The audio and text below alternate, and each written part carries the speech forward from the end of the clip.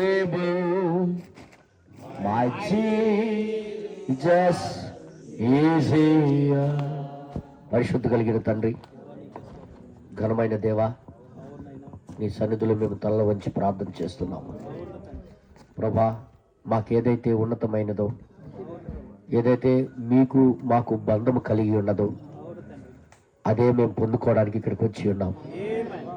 ప్రభా, ఈ లోకం దృష్టిలో మేము కేవలం క్రైస్తవులని పిలువబడ్డానికి ఇక్కడికి మేము రాలేదు. నీ దృష్టిలో ప్రభా మేము యథార్థవంతులము గాను, జీవము కలిగిన వారము గాను, నీకు సాక్షులుగా మేము ఉండడానికి ఇక్కడికి వచ్చి ఉన్నాం. మా ప్రభా, ఎవరు ఏం మాట్లాడినా నువ్వు మా కొరకు మాట్లాడితే చాలు, అదే మేము కోరుకుంటున్నాం. ప్రభా, మనుషులు మెప్పులు కోరాలని, మనుషులకు చూపించుకోవాలని మేము ఇక్కడికి రాలేదు. మీరు మాతో మాట్లాడతారని ఆశతో ఇక్కడికి వచ్చి ఉన్నాం. దేవా, నీ వాక్యముతో మాకు మీరు దిద్దండి, సరిదిద్దండి, మీరు కడగండి, నీ వాక్యముతో ఉదక స్థానం చేయించండి. మీరే మహిమ పొందండి. నీ వాక్యము ద్వారా మాతో మాట్లాడమని నీ వాక్యానికి మాకు మేముగా సమర్పించుకుంటూ చిన్న ప్రార్థన యేసుక్రీస్తు నామములో అడిగి వేడుకొంచున్నాము తండ్రి, ఆమేన్.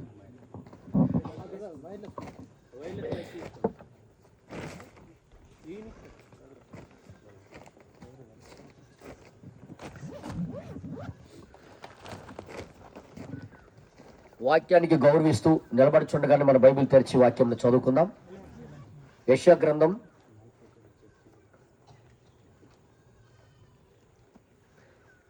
35వ అధ్యాయము. యెషయా 35:1వ వచనం నుండి మనము చదువుకుందాం.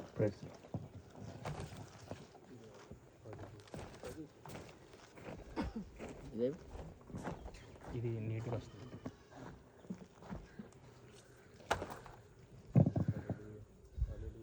1వ వచనం నుండి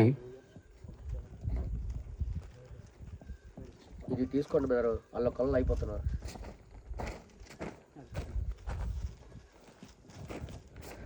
1వ వచనం నుండి మరి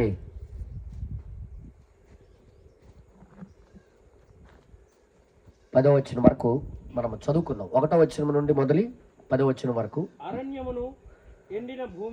అరణ్యమును ఎండిన భూమియు సంతోషించును, అడవి ఉల్లసించి కస్తూరి పుష్పము వలె పూయును. అది బహుగా పూయిచు ఉల్లసించును, ఉల్లసించి సంగీతములు పాడును. లెబనోను సౌందర్యము దానికి కలుగును, కర్మేలు షారోనులకున్న సొగసు దానికి ఉండును. అవి యెహోవా మహిమను, మన దేవుని యొక్క తేజస్సును చూచును. సడిలిన చేతులను బలపరచుడి, తొట్టిలి మోకాలను దృఢపరచుడి. కత్తరిలు హృదయములతో ఇట్లనుడి, భయపడక ధైర్యముగా ఉండుడి. ప్రతిదండన చేయుటకై మీ దేవుడు వచ్చుచున్నాడు. ప్రతిదండనను దేవుడు చేయదగిన ప్రతీకారమును ఆయన చేయును. ఆయన వచ్చి తానే మిమ్మల్ని రక్షించును. గుడ్డివారి కన్నులు తెరవబడును, చెవిటివారి చెవులు ఇప్పబడును. కుంటివాడు దుప్పివేలే గొంతులు వేయును, మోగవాని నాలుక పాడును. అరణ్యములో నీళ్లు ఉబుకును, అడవిలో కాలువలు పారును. ఎండబావులు మడుగులగును, ఎండిన భూమిలో నీటి బుగ్గలు పుట్టును. నక్కలు పండుకొనిన వాటి ఉనికి పట్టులో జమ్ముయు తుంగగడ్డియు మేతయు పుట్టును. అక్కడ దారిగానున్న రాజమార్గం ఏర్పడును, అది పరిశుద్ధుల మార్గం అనబడును. అది అపవిత్రులు పోకూడని మార్గము, అది మార్గమున పోయే వారికి ఏర్పరచబడును. 3 లైనను దానిలో నడుచు త్రోవను తప్పక ఉందరు. అక్కడ సింహం ఉండదు, క్రూర జంతువులు ఉండవు, దాని ఎక్కవు, అవి అక్కడ కనబడవు. విమోచింపబడిన వారే అక్కడ నడుచుదురు. యెహోవా విమోచించు వారు పాటలు పాడుచు తిరిగి సీయోనుకు వచ్చెదరు. వారి తలల మీద నిత్యానందముండును, వారు ఆనంద సంతోషములు గలవారే వచ్చెదరు. దుఃఖమును నిట్టూర్పును ఎగిరిపోవును. ప్రార్థన చేసుకుందాం. పరిశుద్ధ కలిగిన తండ్రి, ఈ లేఖనాలు నీ ఆత్మ ప్రేరణ చేత రాయించావు. ఏ ఉద్దేశంతో అయితే రాయించావు, ఏ విషయం మేము చూడాలని నువ్వు రాయించావు, అది మేము చూచుదుము గాక. దేవా, మేమేదో చదువుడు మట్టుగా చదివడం కాదు, కానీ అందులో మేము ఒక భాగమై ఉండి నువ్వు చెప్పిన దానికి మేము పొందుకొని నువ్వు చూపించిన మార్గంలో మేము నడవటానికి ఏదైతే నువ్వు చూపిస్తున్నావో అది పరిశుద్ధుల యొక్క మార్గం అనబడునని, ఆ మార్గములను మేము జీవించుదుము గాక. మాకు మీరు సహాయం చేయండి, కృపచేత మాకు మీరు నడిపించమని చిన్న ప్రార్థన యేసుక్రీస్తు నామములు అడిగి వేడుకొంచున్నాము తండ్రి, ఆమేన్. దయచేసి అందరూ కూర్చోండి.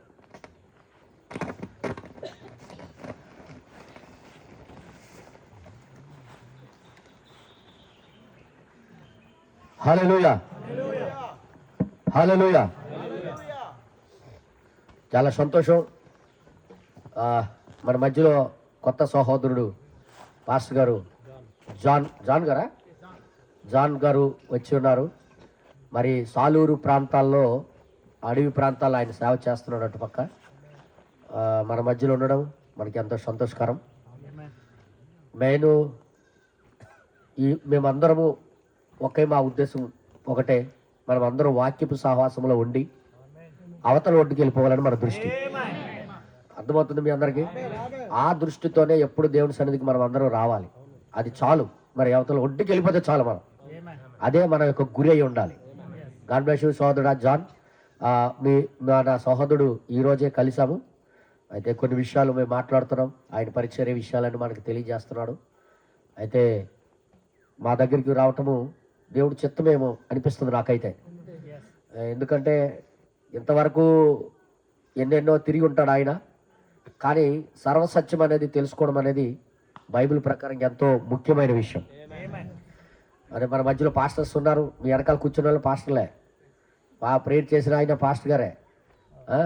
చాలామంది పాస్టర్లు, మన ఇనిమే పాస్టర్ గారు రాలేదేమో, పాప ఆయన డ్యూటీ పడిపోతుంటుంది 24 గంటలు. పాస్టర్ గారు రాలేదు. అయితే మేకప్ పాస్టర్ గారు ఎలాగో ఉన్నారు. మీ మీ రైట్ సైడ్ ఉన్న వ్యక్తి కూడా పాస్టర్ గారే. మీ ముందున్న వ్యక్తి పాస్టరే, రిటైర్డ్ అయిపోయాడు ఆయన. ఐఐటి పాస్టర్ గారు, ఆయన కూడా ఆ పాస్టర్ పదవి వదిలేసి ఒక దేవుడి కోసం బ్రతకాలని తగ్గించుకొని విశ్వాసిగా ఆయన కొనసాగడానికి ఇష్టపడ్డాడు. ఎందుకంటే వాక్య ప్రకారంగా చూస్తే నా జీవితము ఏమీ కాదు, వాక్యం ప్రకారంగా నేను జీవించకుండా నేను సేవ చేయడం మంచిది కాదని తగ్గించుకున్నాడు ఆయన. ఎప్పుడైతే తగ్గింపు కలిగి ఉంటాడో దేవుడు అప్పుడే దీవిస్తాడు ఆయన. దయచేసి కూర్చోండి. God bless you. ఈరోజు ఈ విధంగా మనమందరం కూడుకోవడం ఎంతో సంతోషకరమైన విషయం. ప్రకృతితో కలిసి కూర్చొని వాక్యం వినడానికి అవకాశం దొరికిందంటే ఎంత ధన్యులమై ఉన్నాం. పెద్ద పెద్ద బిల్డింగ్లు మనకు అవసరం లేదు. ఇలాగే యేసుప్రభు కూడా రాళ్ళ మీద, గుట్టల మీద కూర్చొని తన వాక్యాన్ని చెప్పేవాడు. ప్రజలకి పాపము నుండి విడుదల చేసేవాడు. వాక్యం వైపు తిప్పడానికి దేవుడు తానే ఇలాంటి రాళ్ళ మధ్యలో కూర్చొని వాక్యం బోధించేవాడు. ఈ రోజుల్లో షూటు బూటు లేకపోయింది, పెద్ద పెద్ద బిల్డింగ్లు లేకపోతే ఎవరు బోధించడం. కానీ దేవుడు సర్వసామాన్యతలో దాగుండి పనిచేస్తాడు. గొప్పతనాల్లో దేవుడు ఉన్నాడని మనందరికీ తెలుసు. గొప్పతనాల్లో లేడు. ఆ రోజు శాస్త్రులు పరిచయాల దగ్గర దేవుడు లేడు. కానీ సామాన్యమైన చేపలు పట్టిన జాలర్ల దగ్గర, సుంకరుల దగ్గర దేవుడు కూర్చొని మాట్లాడేవాడు. ఇది బైబిల్ రూల్. బైబిల్ రూల్ అది, బైబిల్ పద్ధతి అది. దేవుడు ఎప్పుడు కూడా సర్వసామాన్యులతోనే మాట్లాడతాడు. ఇది జ్ఞానవంతులకు కాదు, పెద్ద విద్యావంతులకు కాదు, మహామేధావులకు కూడా కాదు. కొరింథీయులకు రాసిన పత్రిక ప్రకారంగా నేను ఎర్రివారిని లోకము చేత తృణీకరించబడిన వారికి ఎన్నుకునే దేవుడిని అంటున్నాడు ఆయన. అందుకే మనలాంటి ప్రజలే దేవుడు కావాలి. అందుకే బైబిల్ ప్రకారంగా కొద్దిగా ప్రతి మాట వెనకాల దేవుడి యొక్క ఉద్దేశం దాగి ఉంటుందని మనకు గుర్తెరగాలి. ప్రతి లేఖన వెనకాల దేవుడి మనసు దాగి ఉంది. నిజం చెప్పాలంటే ఆ మనసు వాక్య రూపంలో దేవుడు రాయించాడు. ఇది దేవుడి యొక్క మనసే. ఒక మనసు అయ్యున్నదని మనకి ఎలా తెలుసు అంటే, ఒక మాట పలకక మునుపు అది ఆలోచన అయి ఉంటుంది. ఆ మాటగా మారక మునుపు అది ఒక ఆలోచన ఉంటుంది. ఆలోచన వ్యక్తపరచడమే మాట. ఇప్పుడు నా ఆలోచన ఏముందో మీకు తెలియదు, కానీ దాన్ని నేను మాట్లాడి వ్యక్తపరచాలి. ఇప్పుడు నా మనసును మీకు వ్యక్తపరిచినట్టు నా మనసులో ఉన్నదేదో నేను మాట్లాడితే కానీ మీకు అర్థం కాదు. ఇప్పుడు నేను ఏదో ఆలోచించి మౌనంగా ఉండిపోయానుకో మీకు అర్థం కాదు. అయితే దాన్ని నేను మాట్లాడితే మాట రూపంలో అది నేను మాట్లాడినప్పుడు నా ఆలోచన మీకు అర్థమవుతుంది. ఇప్పుడు నేను మాట్లాడకపోతే మా ఆలోచన ఏమీ అర్థం కాదు. అలాగే దేవుడు కూడా ఏమి ఆలోచించాడు అనేది, ఏమి తలంచాడు అనేది వాక్య రూపంలో రాయించాడు. ఇప్పుడు ఆ వాక్యము దేవుడి యొక్క ఆలోచన అయి ఉన్నది. అందుకే ఇది పరిశుద్ధ గ్రంథం అయి ఉన్నది. ఇప్పుడు ప్రతి దాని వెనకాల ఒకరి స్టోరీ రాయించాడు, బైబిల్లో ఒకరి స్టోరీ ముద్రించాడు అంటే దాని వెనకాల దేవుడి యొక్క ఆలోచన దాగి ఉంది. అబ్రహాం గురించి చూస్తూనే రాయించలేదు ఆయన, ఇస్సాకు గురించి చూస్తూనే రాయించలేదు, రెబకా గురించి చూస్తూనే రాయించలేదు, ఎస్తేరు గురించి చూస్తూనే రాయించలేదు ఆయన. ప్రతి వారి వెనకాల దేవుడి యొక్క మనసు దాగి ఉంది. అందుకే రూతు ఆమె యొక్క స్టోరీ ఎందుకు రాయించాడు దేవుడు? దాని వెనకాల ఆయన యొక్క ప్రణాళిక, తన విమోచన ప్రణాళిక అక్కడ దాచిపెట్టి రాశాడు. అయితే దేవుడు కృపచేత ఈ కాలంలో మనకు ఆ వెలుగు పంపించాడు కాబట్టి, ఆ వెలుగు వైపు త్రిప్పాడు కాబట్టి ఈరోజు మనం తెలుసుకోగలిగాం. నిజంగా వెలుగు అంటే ఏంటో తెలుసు కదా, వాక్యము తెరవబడటం. వెలుగు అంటే ఏంటి? వాక్యము తెరవబడుటయే వెలుగు. ఇప్పుడు వాక్యం ఉంది, దాని గురించి నాకు తెరవబడకపోతే, అంటే దాన్ని విప్పబడకపోతే నాకు వెలుగు రాదు, అంటే నాకు ఉజ్జీవం రాదు, నాకు వెలుగు దొరకదు కూడా. బైబిల్లో కీర్తనలు రాసిన గ్రంథంలో ఆ మాట రాయబడింది, మీ అందరికీ తెలుసు. 119వ కీర్తనలో ఉంటుంది అది. 119వ కీర్తనలో దేవుడు ఆ మాట పలికి ఉన్నాడని మీ అందరికీ తెలుసు. నేను అది చెప్పిన తర్వాత మీకు తీసుకుని వెళ్తాను. దయచేసి ఈరోజు కొద్దిగా 13వ వచనం 130 నీ వాక్యము వెల్లడి అవుడతోడనే, నీ వాక్యము వెల్లడి అంటే తెరవబడుట, బయలుపరచబడుట. నీ వాక్యం వెల్లడి అగుట తోడనే వెలుగు కలుగును. అవి తెలివి లేని వారికి తెలివి కలిగించును. మనలాంటి వాళ్ళకి తెలివి రావాలంటే, మనలాంటి తెలివి తక్కువ వాళ్ళకి తెలివి రావాలంటే ఎక్కడి నుండి రావాలంటే వాక్యము తెరవబడాలి. ఇప్పుడు ఒక విషయం తెరవబడితే కానీ మనకి ఆ జ్ఞానోదయం రాదు. ఇది బైబిల్ రూల్. వాక్యము తెరవబడ, ఇప్పుడు డినామినేషన్లో అందరూ ఈ వాక్యమే బోధిస్తున్నారు, బైబిల్లే బోధిస్తున్నారు, కానీ తెరవబడకపోయిన వాక్యం అది. కానీ మనకైతే తెరిచే వాక్యము దేవుడు ఇచ్చాడు. ఇప్పబడిన పుస్తకంతో దేవుడు అందుకే దిగొచ్చాడు. అది తెరవబడింది, అది ఇప్పబడిపోయింది. ఇప్పుడు వాక్యము తెరవబడకపోతే, ఆ మాట తెరవబడకపోతే వెలుగు ఎక్కడి నుండి వస్తుంది? Is right? మీ అందరూ తెలుసు, అపొస్తలుల కార్యంలో ఒక నపుంసకుడు రథం మీద వెళ్ళిపోతున్నాడు, యెరూషలేం పండగకు వచ్చి వెళ్ళిపోతున్నాడు. ఎన్నో సంవత్సరాలు వస్తున్నాడు, పోతున్నాడు, బైబిల్ చదువుతున్నాడు, యెషయా గ్రంథం తీసి చదువుతున్నాడు, కానీ ఆయనకి అర్థం కాలే. కానీ అక్కడికి దేవుడు ఫిలిప్పుని పంపించాడు. బైబిల్లో మీకు బైబిల్ విషయం చెప్తున్నాను. ఫిలిప్పు వెళ్ళగానే ఏం చదువుతున్నావు అని అడిగాడు. ఏం చదువుతున్నావు అనగానే నేను యెషయా గ్రంథం చదువుతున్నాను. ఏముంది అందులో అని అంటే, ఏంటుందంటే నా గురించి రాసిందా లేకపోతే ఎవరి గురించి రాసిందో నాకు అర్థం అవట్లేదు అన్నాడు. చెప్పేవాడు లేకపోతే ఎలా తెలుస్తుంది అన్నాడు. అప్పుడు ఫిలిప్ ఏం చేశాడంటే దాని గురించి వివరించాడు, తెరిచాడు. వాక్యము తెరవబడిపోయింది, ఆయనకి మనసుకు వెలుగొచ్చింది. నీళ్ళున్నాయి నాకు వెంటనే బాప్తిస్మం ఇయ్యి అన్నాడు ఆయన. తెరవబడకపోయినంత వరకు ఒక మనిషి చీకట్లో ఉంటాడు, గుర్తెట్టుకోండి. ఆచారం ఉంటుంది, ఒక క్రైస్తవ ఆచారంలో నడచేమో కానీ, తెరవబడిన వాక్యముతో నువ్వు ఆచారంగా నువ్వు క్రైస్తవుడు అవ్వచ్చేమో కానీ, తెరవబడిన వాక్యముతో జీవము కలిగిన క్రైస్తవుడు అవుతావు. ఇది బైబిల్ రూల్. ఇది జీవము కలిగిన క్రైస్తవుడు అవ్వాలంటే, సజీవగా దేవుడు యొక్క కుమారుడు అవ్వాలంటే అతని దగ్గర తెరవబడిన వాక్యం ఉండాలి. తెరవబడిన వాక్యం ఉంటేనే ఈ విషయాలు మనం చూడగలుగుతాం. వాక్యము తెరవబడటం వలననే వెలుగు కలుగుతుంది. ఆ వాక్యము అది వాక్యముగానే ఉన్నంత వరకు ఎవరికి వెలుగు రాదు, కానీ అది తెరవబడాలి. ఉదాహరణకి నేను చెప్తున్నాను, ఆ రోజు యూదులకి, శాస్త్రుల పరిచయులకి యోహాను ఎవరో తెలియలేదు. ఆయన దగ్గర పంపించారు. అసలు నువ్వెవడవని అడగడానికి మా పెద్ద సార్లు పంపించారు. నువ్వెవడవి? వాళ్ళకి అర్థం కాలే ఈయన ఎవడు అనేది. ఈరోజు కూడా దేవుడు అదే పద్ధతిలో పనిచేస్తున్నప్పుడు వాక్యము కానీ తెరవబడకపోతే ఎవరిని ఎవరు గుర్తించలేరు. ఉదాహరణకు చెప్తున్నాడు, యేసు ప్రభువు ఇప్పుడు ఒక మనిషి రూపంలో వచ్చి ఇక్కడ నిలబడి మనతో మాట్లాడినా నువ్వు పట్టుకోలేవు, నువ్వు నమ్మవు. ఎందుకు నమ్మవు చెప్పరా? వాక్యం నీకు తెరవబడలేదు కాబట్టి. వాక్యమే తెరవబడితే, అరే ఈ టైంలో ఇలాగ వస్తానన్నాడు కదా, అదే వాక్యం వీళ్ళలో పనిచేస్తుంది అనే వెంటనే గుర్తిస్తావు నువ్వు, వెంటనే ఉద్యోగం వస్తుంది. అవునా కాదు చెప్పండి మీరు. అలాగే వాక్యము తెరవబడకపోతే వాడు గుడ్డోడు. నేను వాస్తవంగా చెప్తున్నా. అందుకే శాస్త్రుల పరిశీలికి యేసయ్య ఏమన్నాడు? మీరు చూస్తున్న గుడ్డోడు, చూస్తున్నవారు గుడ్డోడు మీరు. కానీ అక్కడ గుడ్డోడుగా ఉండేవాడు. యోహాను సువార్త 9వ అధ్యాయంలో వెంటనే కళ్ళు తెరవబడగానే ఆయన ఎక్కడ పుట్టాడో ఎవరో నాకు తెలియదు కానీ నా కనులు తెరిచినోడు ఆయన అని చెప్పాడు ఆ గుడ్డోడు. ఇప్పుడు గుడ్డోడేమో అసలైంది చూస్తున్నాడు, చూస్తున్నానని చెప్పిన వాళ్ళు మాత్రం గుడ్డోలు అయిపోయారు. అంటే చూసి ఈ భౌతికమైన కళ్ళుతో చూడడము కాదు కానీ ఆత్మీయమైంది చూసిన వాడే నిజమైన కళ్ళున్నాడు. అసలు ఈ లవోదీక కాలంలో ఉన్న వాళ్ళందరూ గుడ్డోలే.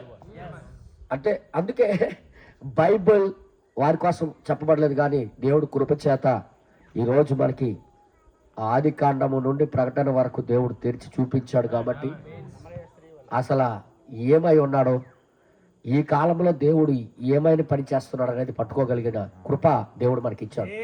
అందరికంటే గొప్పలం కాదు కానీ ఆయన కృప అలా చేసింది మనకి. దయచేసి ఈ యొక్క 35 అధ్యాయం గురించి కొద్ది నిమిషాలు మీతో మాట్లాడతాను, ఓకేనా? ఈ కొద్ది నిమిషాలు విన్న తర్వాత ఆగిపోకుండా ఇంటికి వెళ్ళి ధ్యానించండి. నేను మరి చెప్తున్నా, మీ ఇంటికి వెళ్ళి కూర్చొని అసలు ఇది ఏంటి, ఇది ఏం కోరుతుంది, అసలు దేవుడు ఉద్దేశం ఏంటి, అసలు దేవుడు ఏం ఆశిస్తున్నాడు, ఏ ఉద్దేశంతో దేవుడు మాట్లాడుతున్నాడు అనేది పసిగట్టి దాని ప్రకారంగా ప్రవర్తించిన వారై ఉండండి. అది నేను కోరుకుంటున్నాను. దయచేసి ఇది దేవుడు మన కొరకు ఏర్పాటు చేసిన మార్గం. ఈరోజు నేను చెప్పబోయే వర్తమాన పేరేంటి? దేవుడు మన కొరకు ఏర్పాటు చేసిన మార్గం. ఈ వర్తమానం మన దగ్గర ఉంది, మన దైవజనులు బోధించారు. అది మీకు మీ మొబైల్స్లో కూడా ఉంటాయి, నెట్లో కూడా ఉంటాయి. తీసి చూడండి, పాయింట్ ఆలోచించండి.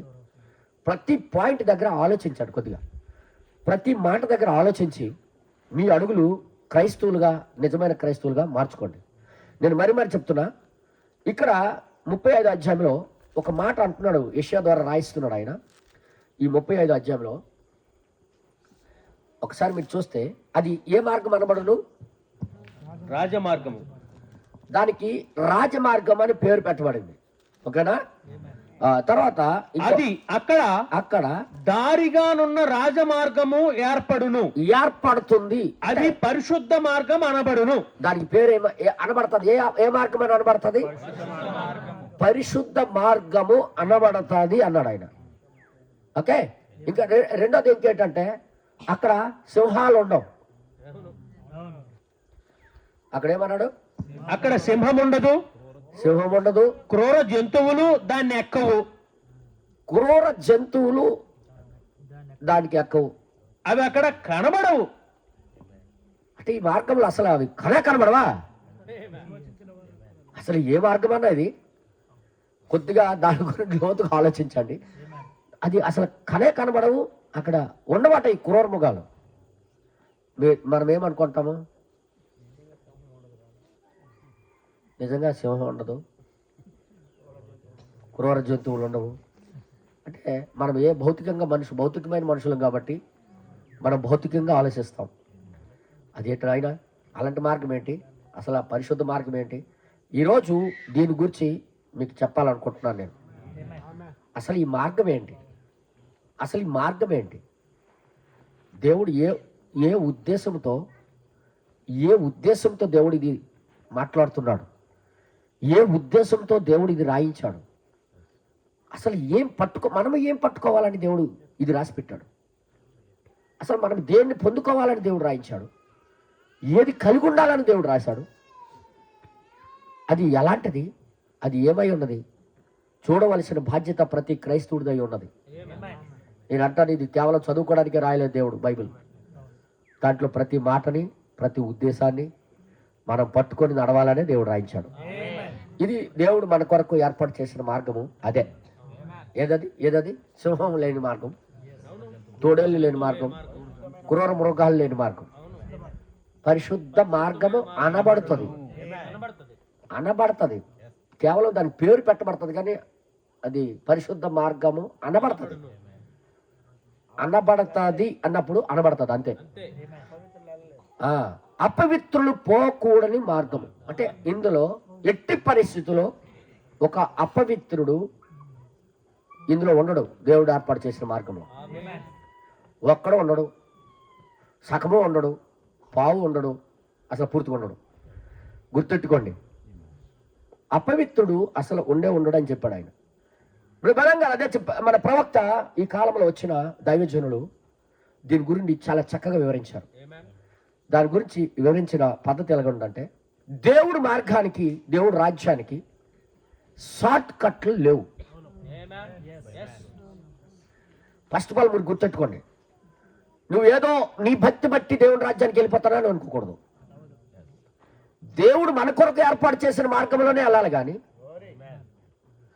నేనేమంటున్నా గుర్తెట్టుకోండి, దేవుడు మన కొరకు ఏర్పాటు చేసిన మార్గంలో వెళ్ళాలి, కానీ వేరే మార్గంలో అవకాశాలు లేవు. ఇంకో మాట చెప్తాను, జాగ్రత్త వినండి.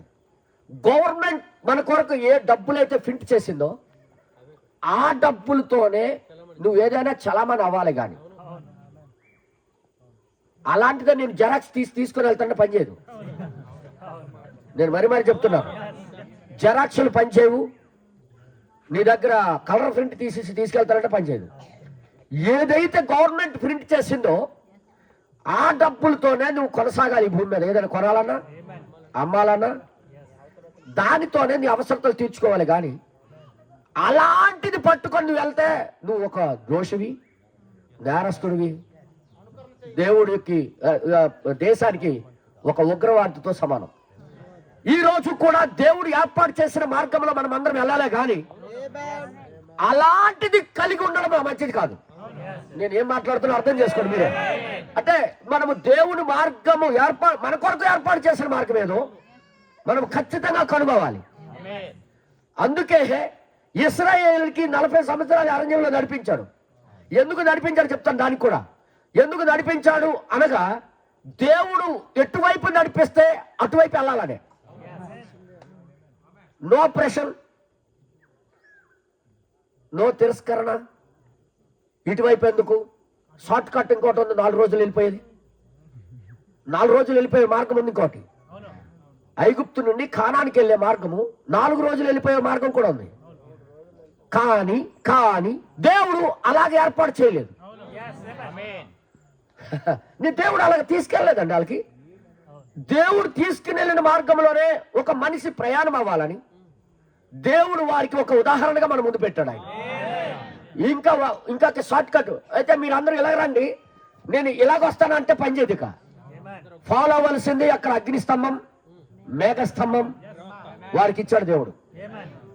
అవి ఎక్కడికి కదులుతాయి, ఎటువైపు కదలాడితే, పగలు మేఘస్తంభం కదులుతున్నాడు ఆయన, అటువైపే వెళ్ళాలి. రాత్రిపూట అగ్నిస్తంభం కదలాడుతున్నాడు, అటువైపే వెళ్ళాలి. రూట్ మారకూడదు.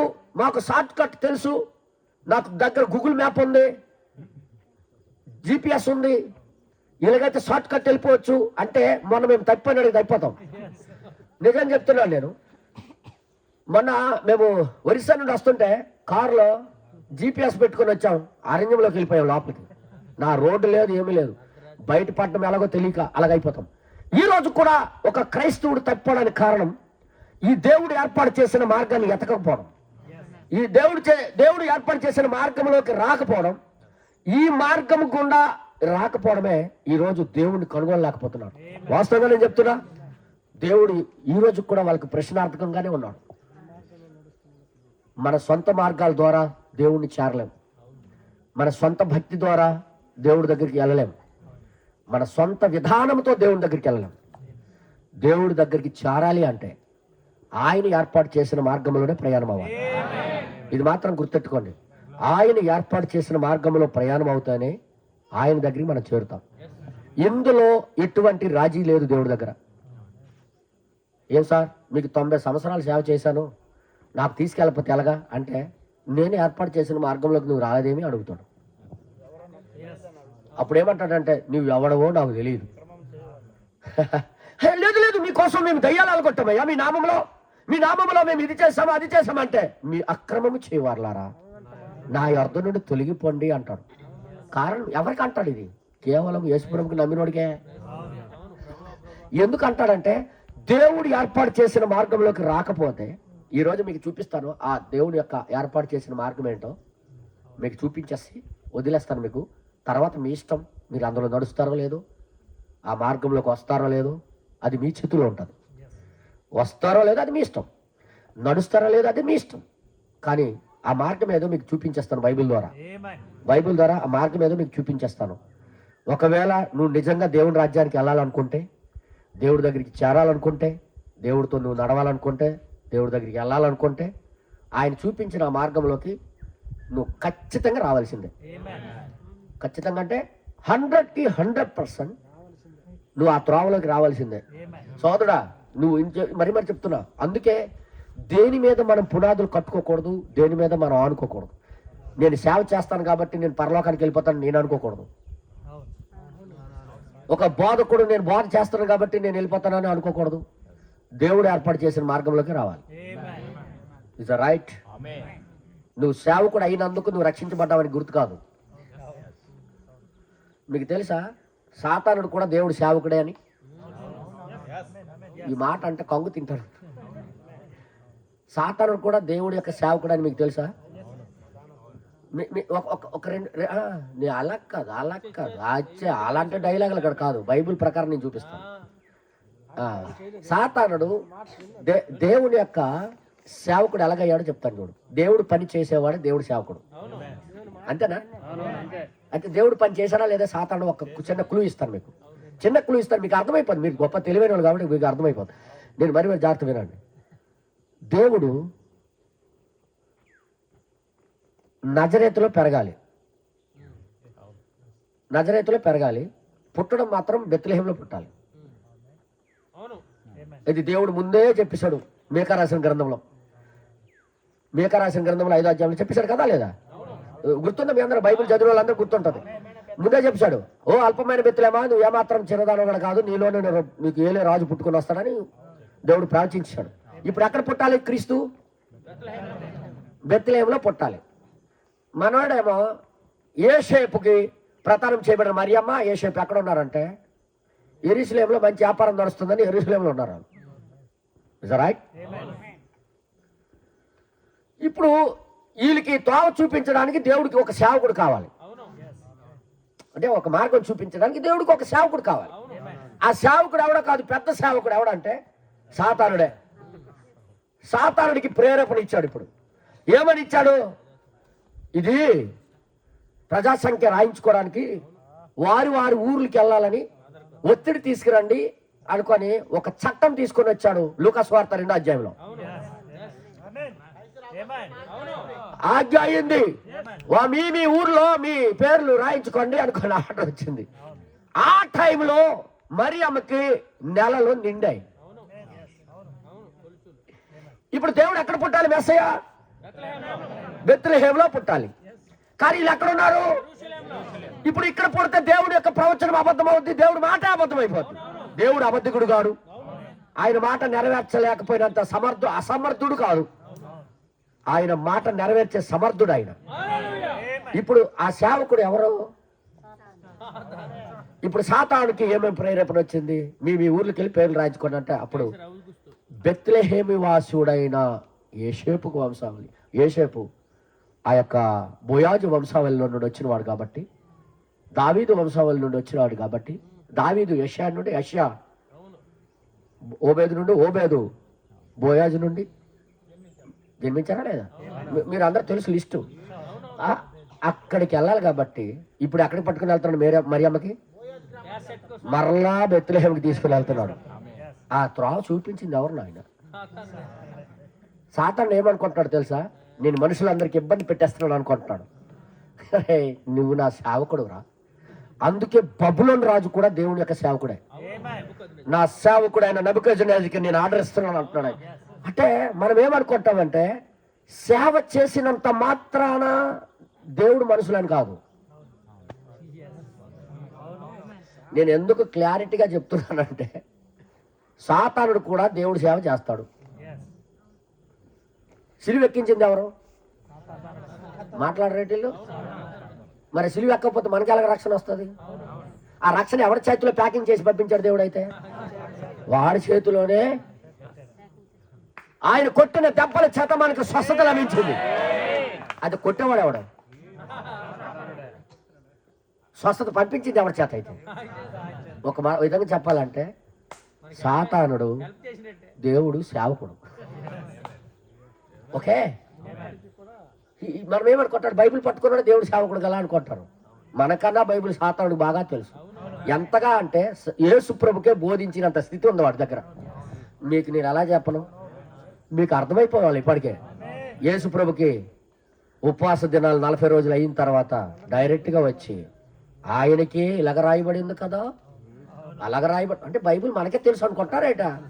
మనకన్నా బాగా తెలుసు వాడికి. దయచేసి వినండి, అంత మాత్రాన వాడు పరలోకానికి వెళ్ళిపోతాడని గ్యారంటీ కాదు.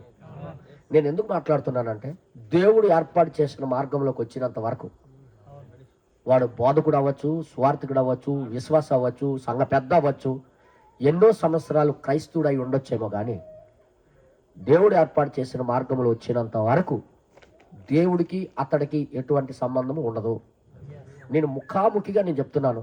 రేపు పొద్దున తీర్పులో వచ్చినప్పుడు ఈ మాటలన్నీ మీకు ఎదురొస్తాయి, ఈ మాటలన్నీ మీకు గుర్తొస్తాయి, ఈ మాటలన్నీ మీకు ఎదురవుతాయి. మీతో మాట్లాడుతుంది గ్యారంటీగా నేను చెప్తున్నా. అందుకే ఇప్పుడే మనకు అవకాశం ఉండేటప్పుడే ఒక సరైన రూట్లోకి వచ్చేస్తే, సరైన పద్ధతిలోకి మనం జీవిస్తే అవతలోటి గ్యారంటీ. అందుకే ఈ దేవుడు ఏర్పాటు చేసిన మార్గం ఏదో నేను కొద్దిగా మీకు చూపిస్తాను.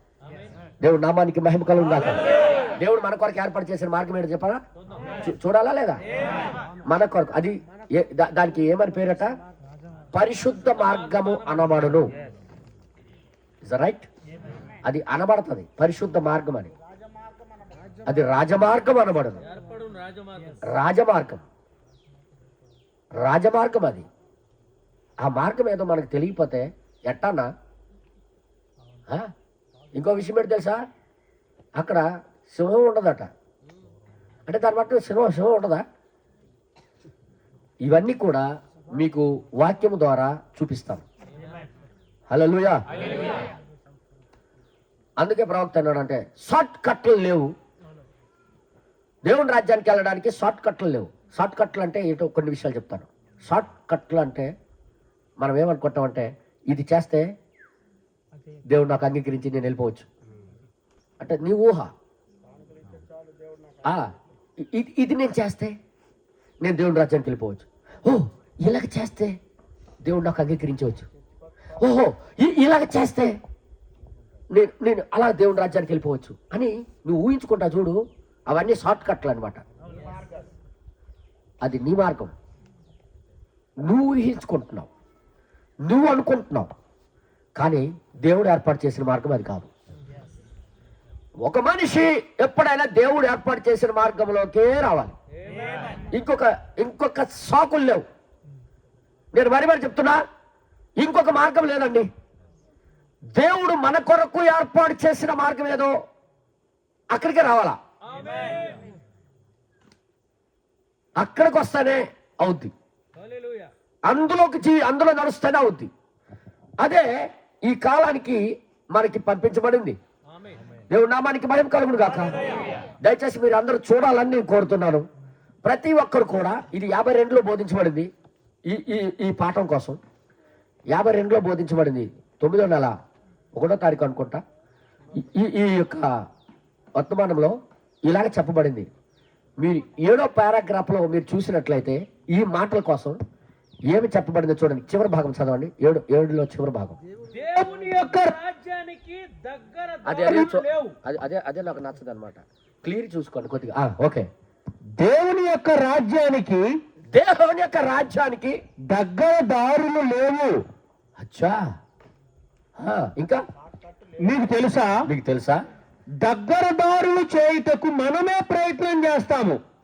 మనిషి బుద్ధి ఏంటో తెలుసా? షార్ట్ కట్లో బ్రదరు ఇదంతా ఎవరు చేస్తాడు బ్రదరు? ఏదో షార్ట్ కట్ ఉందా? షార్ట్ కట్ ఉందా? షార్ట్ కట్ ఉందనుకుని జిల్లా డాల్స్ వైపు వెళ్ళాం, తప్పిపోయాం. తిన్నట మార్గం వెళ్ళొచ్చి ఉంటే గొడవే లేకపోను. అర్థమైందా? ఈ షార్ట్ కట్లు ఎతికినప్పుడే సిక్కులో పడిపోతాం. అది ఒక పాఠం మాకు. అది అది షార్ట్ కట్లు ఎతకడం బట్టే మనము ఆ రోజు ఒరిస్సా నుండి వచ్చినప్పుడు తప్పిపోయాం. దేవుడు రాజ్యానికి కూడా షార్ట్ కట్లు ఎతుకుతాడు మనిషి. గుర్తుపెట్టుకోండి. ఇప్పుడే కాదు, ఏదోడు తోట నుండి మనిషి ఎతుకుతూనే వస్తున్నాడు. దేవుడు రాజ్యానికి వెళ్ళటానికి అని ఉపవాసం అంటే వెళ్ళిపోవచ్చా? లోకంలో బోల్డ్ మంది ఉపవాసాలు ఉంటారు, అలాగే వెళ్ళిపోతారు అందరూ. అరే గుడికి హాజరవుతూ వెళ్ళిపోతారా? అలాగైతే బోల్డ్ మంది హాజరవుతారు, అందరూ వెళ్ళిపోతారు. అరే ఒకవేళ దాన ధర్మాలు చేస్తే వెళ్ళిపోవచ్చా? దాన ధర్మాలు చేయడం మంచిదే, కానీ అది పరలోక రాజ్యానికి గల మార్గం కూడా కాదు. మనిషిని అర్థం చేసుకొని వారి యొక్క బాధలో సహాయం చేయడం అది. ఓకే, కానీ దేవుడి రాజ్యానికి వెళ్ళడానికి ఒక మార్గం దేవుడు ఏర్పాటు చేశాడు. అయితే ఆ మార్గం ఇప్పుడు కనుగొవాలి మనం. నేను మరి చెప్తున్నా, మనిషి ఎప్పుడు ఎత్తుకుతుంది ఏంటంటే షార్ట్ కట్లు. ఆ షార్ట్ కట్లు మనకొద్దు, నెపాల్ వద్దు. దేవుడు ఏర్పాటు చేసిన మార్గమే మనకు కావాలి.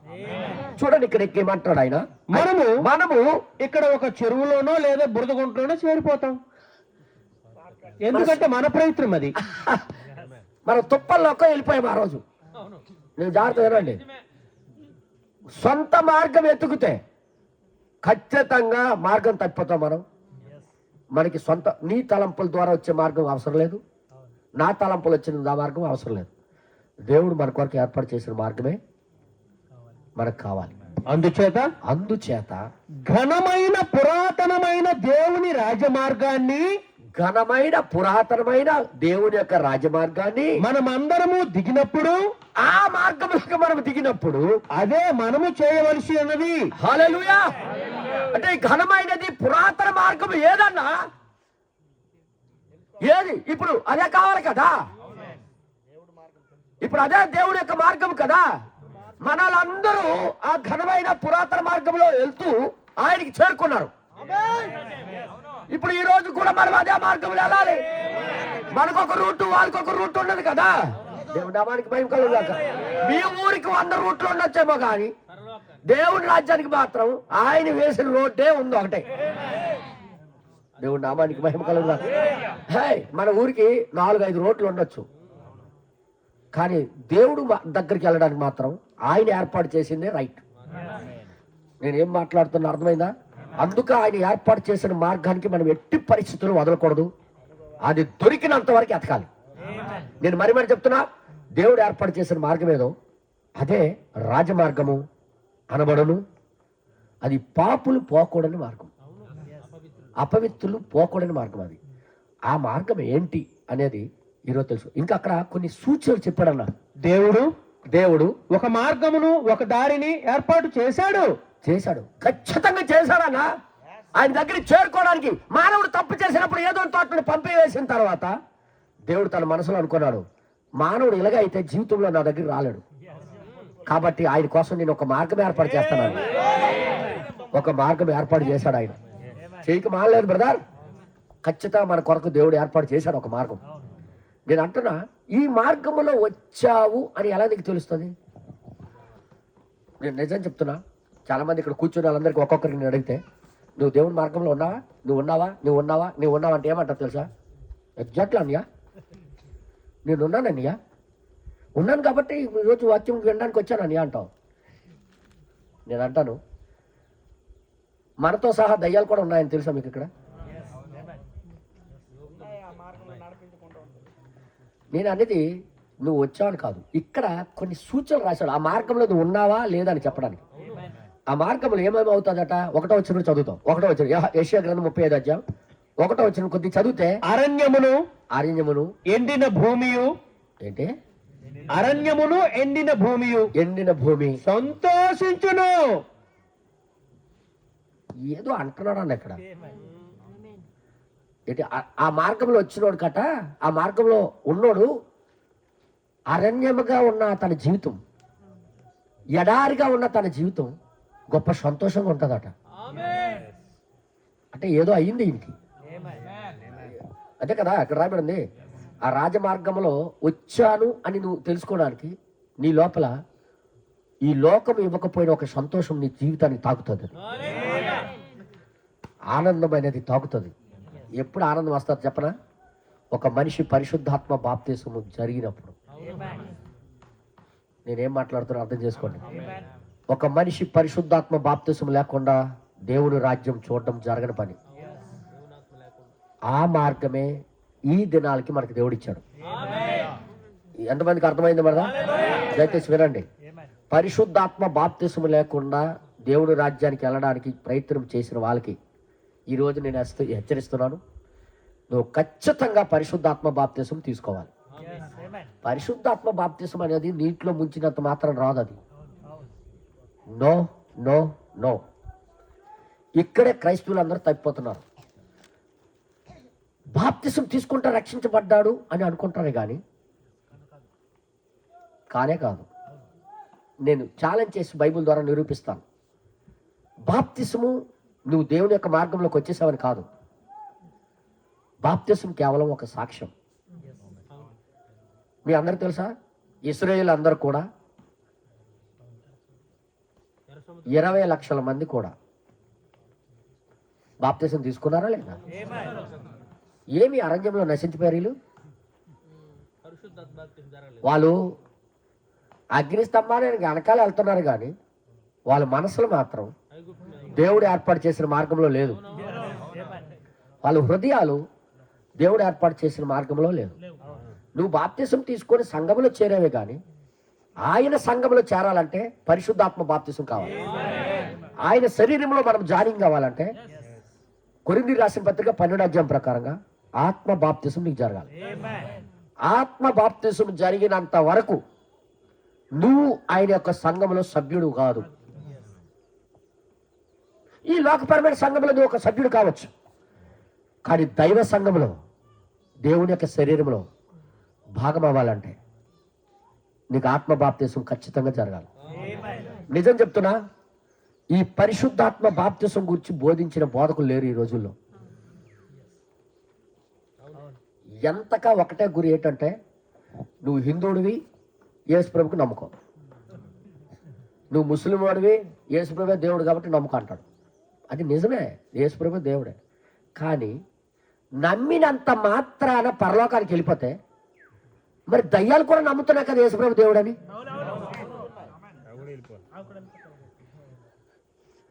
ఇప్పుడు దయ్యాలు నమ్ముతూ వణుకుతున్నాయి.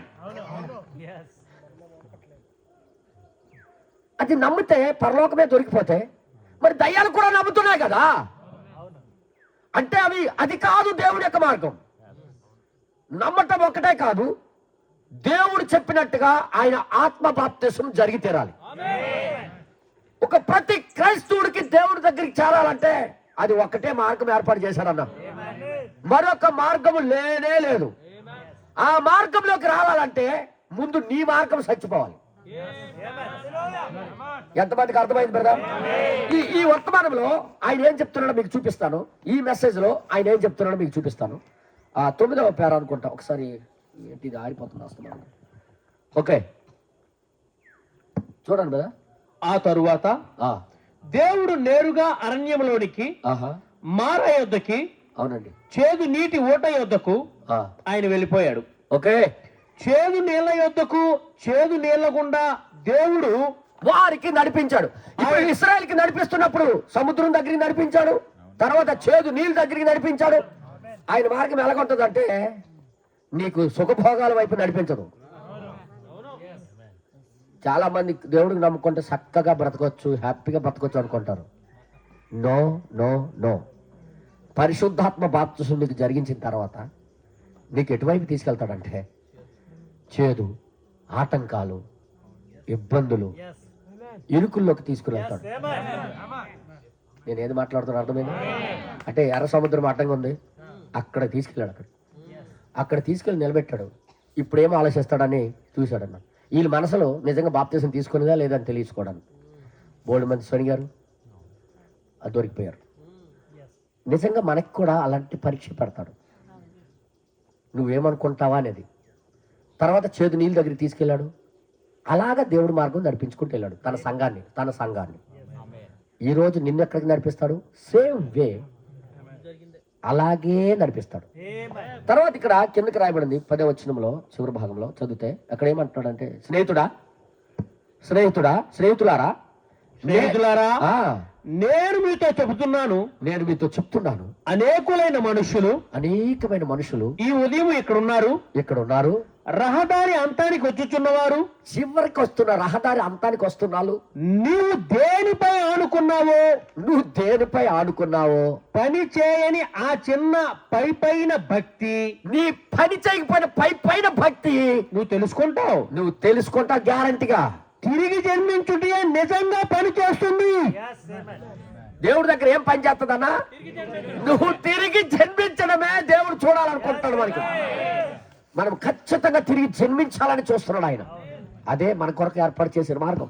తిరిగి జన్మించడానికి దగ్గర దారులు లేవు, అరే షార్ట్ కట్లు లేవు. తిరిగి జన్మించడం అనేది ఏదో నువ్వు కానుకిస్తావు, నువ్వు దశమ భాగం ఇస్తావు, నువ్వు బట్టలు పంచుతావు, దాన ధర్మాలు చేస్తే వచ్చేది కాదు. అది నువ్వు ఖచ్చితంగా తిరిగి జన్మించాల్సిందే. తర్వాత ఇక్కడ ఏమంటాడు చూడండి, ఒకడు నీటి మూలముగా ఆత్మ మూలముగా జన్మించితేనే గాని పరలోక రాజ్యములో ప్రవేశించడు. డైరెక్ట్ గా చెప్పేశాడు. నీటి మూలం అంటే బాప్తిసం, నెక్స్ట్ ఆత్మ మూలంగా జన్మించాలి. నీటి మూలంగా జరిగించిన తర్వాత ఆత్మ మూలంగా జన్మించాలి. బాప్తిసం తీసుకున్నంత మాత్రాన పరలోకానికి వెళ్ళిపోవు. తర్వాత ఆత్మ బాప్తిసం జరగాలి. నేను ఎందుకు మాట్లాడుతున్నానంటే, ఆ ఆత్మ 2 ఆత్మలు ఉన్న భూమి మీద, ఒకటి సాతానుడిది, మరి దేవుడి. ఇప్పుడు దేవుడి ద్వారా నువ్వు జన్మించావో మరి సాతాను ద్వారా జన్మించావు అనేది నీ ఫలాలు బట్టే నీకు పట్టవచ్చు. నీకు పట్టుకోవచ్చు. ఇక్కడేమో అదే చెప్తున్నాడు ఆయన. మరి ఏ విధముగా కాదు, ఇంకా ఏ విధంగా కాదు, అది ఏమైనప్పటికీ అతను మెథడిస్ట్ అయినా, నువ్వు మెథడిస్ట్ అవ్వచ్చు, హెబ్రోన్ అయినా, బాప్టిస్ట్ అయినా, ఎవరైనప్పటికీ ఏమైనప్పటికీ అతడు ఖచ్చితముగా నీటి మూలముగా ఆత్మ మూలముగా జన్మించే వరకు అతడు పరలోక రాజ్యములో ప్రవేశించడు. అంటే పరలోక రాజ్యానికి షార్ట్ కట్లు లేవు. అయితే ఇంకా షార్ట్ కట్లు లేవు. నువ్వు ఏ సంఘానికి చెందిపోయి ఉన్నానన్నంత మాత్రాన నువ్వు కాదు. అసలు ఖచ్చితంగా ఒక వ్యక్తికి క్రైస్తవుడు అనబడేవాడికి, నీకు కానీ నాకు కానీ ఖచ్చితంగా ఆత్మ బాప్తిసం గ్యారంటీ. నీటి బాప్తిసం ఈజీగా జరిగిపోద్ది, కానీ ఆత్మ బాప్తిసం అంత తేలిగ్గా జరగదు. మీ పాస్టర్ గారు అంత చులకంది కాదు ఆత్మ బాప్తిసం. మీ పాస్టర్ గారి దగ్గరికి వెళ్ళి, బ్రదర్ నాకు బాప్తిసం కావాలంటే, అయ్యో ఎంత పశ్చాత్తాపడుతున్నాడు, ఈయనకి బాప్తిసం ఇచ్చేస్తాడని నీటిలో బాప్తిసం ఇచ్చేస్తాడు ఆయన. కానీ ఆత్మ బాప్తిసం అలా కాదు. ఆ పెద్ద పాస్టర్ గారు పరీక్షించాలి. ఇప్పుడు పెద్ద పాస్టర్ గారు నీకు అణువు పరిశీలిస్తాడు. నీ స్వభావాన్ని, నీ గుణలక్షణాన్ని, నీ కదలికను, నీ మాట తీరుని, అన్ని పరిశీలించిన తర్వాత అప్పుడే తన ఆత్మ బాప్తిసం నీకు ఇస్తాడు. ఇప్పుడు రెండు కార్యాలు. నీటి బాప్తిసం తీసుకోగానే వీడు ఎలా ఫీల్ అయిపోతాడంటే పరలోకానికి వెళ్ళిపోతామని అంత ఫీలింగ్. బైబిల్ చెప్తుంది నీటి బాప్తిసం తీసుకున్న వాళ్ళందరూ నశించిపోయారని బైబిల్ చెప్తుంది. 1 కొరింథీ రాసిన పత్రిక 10వ అధ్యాయం. మీరు ఇంటికి వెళ్ళి చదవండి జాగ్రత్తగా. 1 కొరింథీ రాసిన 10వ అధ్యాయం. వాళ్ళందరూ మేఘములోను సముద్రము ద్వారా బాప్తిసం పొందితిరి. వాళ్ళందరూ ఆ బండలోందే నీళ్లు త్రాగిరి. రాయబడింది అక్కడ, ఆ బండలోందే నీళ్లు త్రాగిరి. వాళ్ళు మన్నాను తిన్నిరి, వాళ్ళందరూ నశించిపోయిరి. ఎందుకు నానా? వాళ్ళందరూ అరణ్యములో రాలి సంహరించబడిరి. దేవుడి బిడ్డలు కారా? దేవుడికి నమ్మలేదా? మరి ఎందుకు రాలిపోయారు? అసలు అయింది జరగలేదు, లోపల ఆ అగ్ని బాప్తిసం జరగలేదు, కానీ కొనసాగిపోతున్నారు వెనకాల. ఈరోజు కూడా మనం క్రైస్తులై ఉన్నాం. అలాంటి భ్రమలో బ్రతకూడదు. నువ్వు పరలోకాన్ని చూడాలనుకుంటే నువ్వు పరిశుద్ధాత్మ బాప్తిసం నాకు జరగాలని గుర్తెట్టుకో. ఎప్పుడైనా సరే పరిశుద్ధాత్మ వచ్చాడనే నిర్ధారణ నీకులోకి వచ్చినంత వరకు, అసలు పరిశుద్ధాత్మ పొంది ఉన్నావా లేదా అనేది మీకు 1 నిమిషంలో తేల్చేస్తాను బైబిల్ ద్వారా. అసలు నీలోకి వచ్చేదా లేదా అనేది నీకు తెలిసిపోద్ది. రాకపోతే నువ్వేం చేయాలంటే దానికోసం దేవుడి దగ్గర మొరపెడుతూ ఎదురు చూడు, మొరపెడుతూ ఎదురు చూడు. హల్లెలూయా. అక్కడ ఇంకేమంటున్నాడంటే మనము జన్మించుట అనగా అతడు మార్చబడెను. పూర్తిగా చేంజ్ అయిపోయాడు. అతడు జన్మించక మునుపు చనిపోవలసి ఉంది. అచ్చా, ముందుగా నీకు నువ్వుగా కూర్చొని తగలబడి చూసుకో. అసలు నేను సత్యానా బ్రదర్? ఇందులో షార్ట్ కట్లు లేవు బ్రదర్. నేనేమి అబద్ధం బోధించడానికి రాలే. ఇందులో మొగమాటం కూడా లేదు. నీకు నువ్వుగా చూసుకొని నేను సత్యానా? చావలేదు. నువ్వు చావడం అంటే ఏంటి? నీ స్వభావం, నీ పాత స్వభావం సచ్చిందా లేదా? నీ మాట తీరు బట్టో, నీ ప్రవర్తన బట్టో నీకు ఈజీగా అర్థమైపోద్ది నువ్వు బతుకున్నావా లేదని. ఈజీగా ఖచ్చితంగా నా స్వభావం మారిందంటే నువ్వు పాత మనిషిలాగా ప్రవర్తించలేవు. గుర్తెట్టుకో. ముందులాగా నువ్వు మాట్లాడలేవు, ముందులాగా కోపాడలేవు. ఏంటది? ముందులాగా నీ మాటలు జారవు, ముందులాగా నువ్వు బూతులు ఆడలేవు, ముందులాగా నువ్వు తిట్టలేవు, ముందులాగా నువ్వు ప్రవర్తించలేవు. నీ తల్లిదండ్రుల దగ్గర నుండి వచ్చిన స్వభావము పిసరంత ఉండదు. బైబిల్లో రాబడింది, క్రీస్తు నందు ఉన్నవారు అంతా నూతన సృష్టి. అంటే పాతవన్నీ గతించిపోతాయి, కొత్తవి కనబడ్డాయి అనుకో. ఆల్రెడీ నేను జన్మించాను, ఈ దేవుడు ఏర్పాటు చేసిన మార్గంలోకి నేను వచ్చానని గుర్తెట్టుకో. నేనేది మాట్లాడుతున్నా అర్థమవుతుందా? దయచేసి వినండి. ఈ మార్గమే పరిశుద్ధ మార్గం అనబడును. ఏ మార్గము? ఇది రాజమార్గం. ఈ తిరిగి జన్మించడమే రాజమార్గము. దయచేసి వినండి. ఇదే మన కాలానికి, ఈ యుగానికి దేవుడు మనకి చేయమని చెప్తున్నాడు. అది హల్లెలూయా. అర్థమవుతుందమ్మా? అంటే చర్చకు వచ్చినంత మాత్రం కాదనమాట. పూర్తిగా నీ పాత స్వభావాన్ని నువ్వు చంపావా లేదా చూసుకో. లేదంటే 100 సంవత్సరాలు ఈ వర్తమానంలో ఉన్నాను, యేసుప్రభుకి నమ్ముకున్నానన్నా నువ్వు నరకానికి వెళ్తావు. ఈ మాటలు అవతలొడ్లకి తెలిసిపోతాయి నీకు. ఈరోజు కాదు తెలిసేది, ఒకరోజు వస్తుంది మీకు తెలుస్తుంది. ఇక్కడ ఇంకేమంటాడంటే చూడండి, కాబట్టి నీవు క్రీస్తు యేసులో తిరిగి జన్మించుట కొరకై, నీ క్రీస్తు యేసులో జన్మించే కొరకై నీవు మరలా చావవలసి ఉన్నది.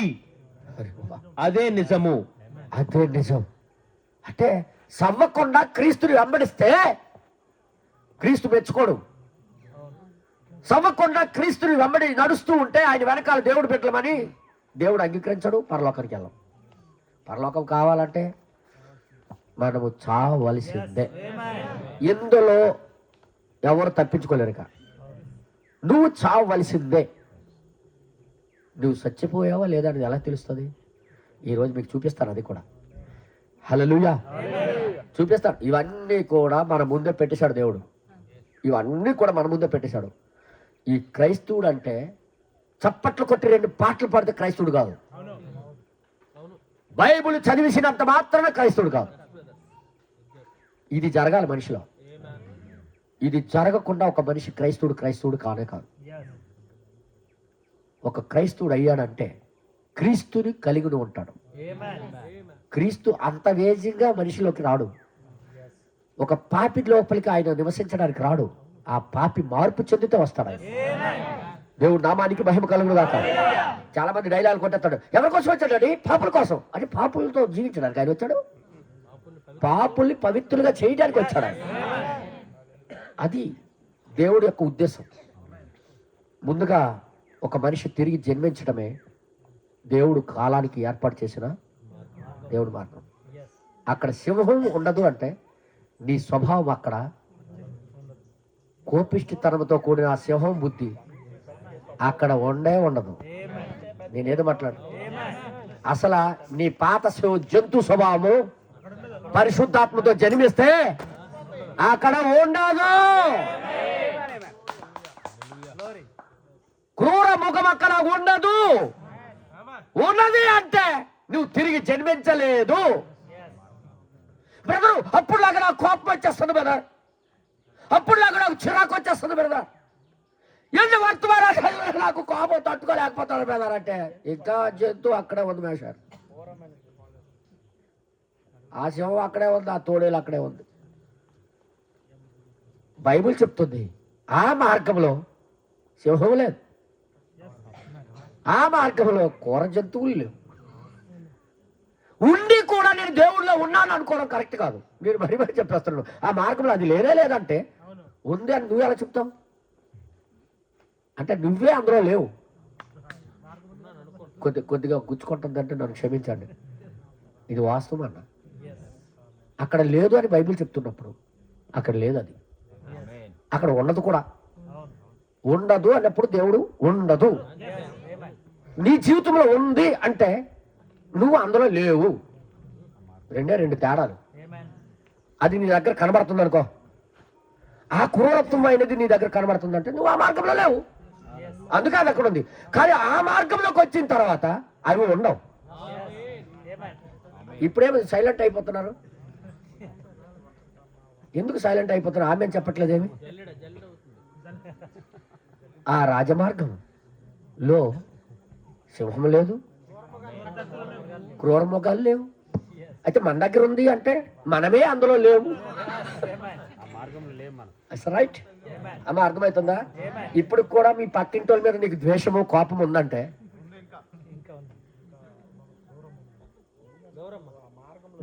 చాలా మంది అంటాం, మనం ఏమంటారంటే నీకు కోపం అంటే విడిచిపెట్టాలి బెదరు, నీకు ఇదంటే విడిచిపెట్టడం అంత ఈజీ కాదు బెదరు, అది నీకు అగ్ని బాప్తిజం వస్తేనే అది జరుగుతుంది. ఒక మనిషి మీద ద్వేషం నీకు లేకుండా అవ్వాలంటే, నువ్వు మర్చిపోవాలంటే పరిశుద్ధాత్మ బాప్తిజం జరగాలి. అక్కడ నీలో ఉన్నదంతా కాలిపోవాలి. అక్కడ ఫస్ట్ కాలిపోవాలంటే అగ్ని బాప్తిజం జరగాలి. అదే మనము దేవుడితో కలిసే రాజమార్గం. అదే దేవుడు నామానికి మహిమ కలుగును గాక. నేను మరి చెప్తున్నా, ఇందులో బిజారు 20 సంవత్సరాలు పెట్టి వస్తాడు, నాకు ఎందుకు బిజరాలు కనేస్తారంటే నేను అనలేదు. అయ్య బాబు, బైబుల్ అలా చెప్తుంది, నేనేం చేయను. నేను అనలేదు, అది దేవుడు అలాగ ఏర్పాటు చేశాడు. నేనే చేయను, దేవుడు అలాంటి పెట్టాడు ఆ మార్గం, నేనేం చేయను. అది సత్యం. ఆ మార్గంలోకి మనం రావాలి.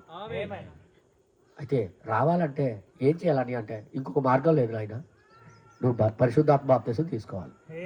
అయితే మీతో 4 రోజులు తిరిగితే వచ్చేస్తుందా? 100 సంవత్సరాలు తిరిగినా రాదు. పోనీ మీ సంఘానికి చేరిపోతే వస్తుందా? 100 సంవత్సరాలు నువ్వు వచ్చినా రాదు. నువ్వే వ్యక్తిగతంగా దేవుడికి నీకున్న బంధం ఇది, నువ్వే చెయ్యాలి అది. అమ్మలారా, బాబులారా, చాలా మంది లైవ్ లో వింటుంటారు, మాది వర్తమానాలు వింటుంటారు. మీరు అందరికీ సెలవిస్తున్నాను, మీరు ఏ చర్చికి వెళ్తున్నారో అనేది ముఖ్యం కాదు, మీ పాస్ట్ ఎంత మంచోడు అనేది ముఖ్యం కాదు, కానీ నువ్వేమై ఉన్నావు అనేది చూసుకోవడం ముఖ్యం. నేను మరి చెప్తున్నాను, అసలు నీకు జరిగిందా లేదా, మార్గంలోకి వచ్చావా లేదా అనేది చూసుకోవడం చాలా ముఖ్యం. అర్థమైంది మీ అందరికీ? నేను ప్రతి మీటింగ్ కి నేను హాజరవుతాను మీద. అయితే జంతువులు ఉన్నాయో లేదో చూసుకోవాలి కదా. జంతువు కలిగింది వస్తే ఏం ప్రయోజనం? నేను అంటున్నా, దేవుడు మన కొరకు ఏర్పాటు చేసిన మార్గం పరిశుద్ధాత్మ బాప్తిసం. నేనేం మాట్లాడుతున్నాను? ఇది రాజమార్గం అనబడను, ఇది పరిశుద్ధాత్మ బాప్తిసం. నేను ఒక మాట, ఒక వ్యక్తికి మీకు చూపిస్తాను. పరిశుద్ధాత్మ బాప్తిసం వచ్చిందని రుజువు ఆయనకి ఎప్పుడైపోయింది తెలుసా? అంటే ఆ మార్గంలోకి ఎలాగొచ్చాడు అనేది ఆయనకి ఎలా తెలిసిపోయింది తెలుసా? ఒక వ్యక్తికి తన జీవిత సాక్ష్యం చెప్పాడు, అది మీకు చదివిస్తాను. ఆ వ్యక్తి ఈ రాజమార్గంలోకి వచ్చాడని అందరికి తెలిసిన వ్యక్తే, ఆయన పేరు నేను చెప్తాను. ఆ వ్యక్తి ఈ రాజమార్గంలో నడుస్తున్నాడని ఆయనకి ఎలా తెలిసిపోయింది చెప్పనా? బైబిల్లో లేఖనము ఆయన నెరవేర్చడం ప్రారంభించాడు. నేను చూపిస్తాను. మత్తయి సువార్త చూడండి. ఆయన ఈ మాట మనం చదువుతుంటాం, కానీ దీనికి అమలుపరచడం అనేది మనకు తెలియదు కొన్నిసార్లు. మత్తయి సువార్త 6వ అధ్యాయము 14 నుండి 15 వచనాలు మనం చదివితే చూడండి. ఆ మార్గంలో ఉన్నావా లేదా అనేది నీకు తెలుస్తుంది. అందులో చెప్తున్నాడు ఇక్కడ, చూడండి దయచేసి. మత్తయి సువార్త 6వ అధ్యాయము 14వ వచనం నుండి 15వ వచనం వరకు చదువుదాం.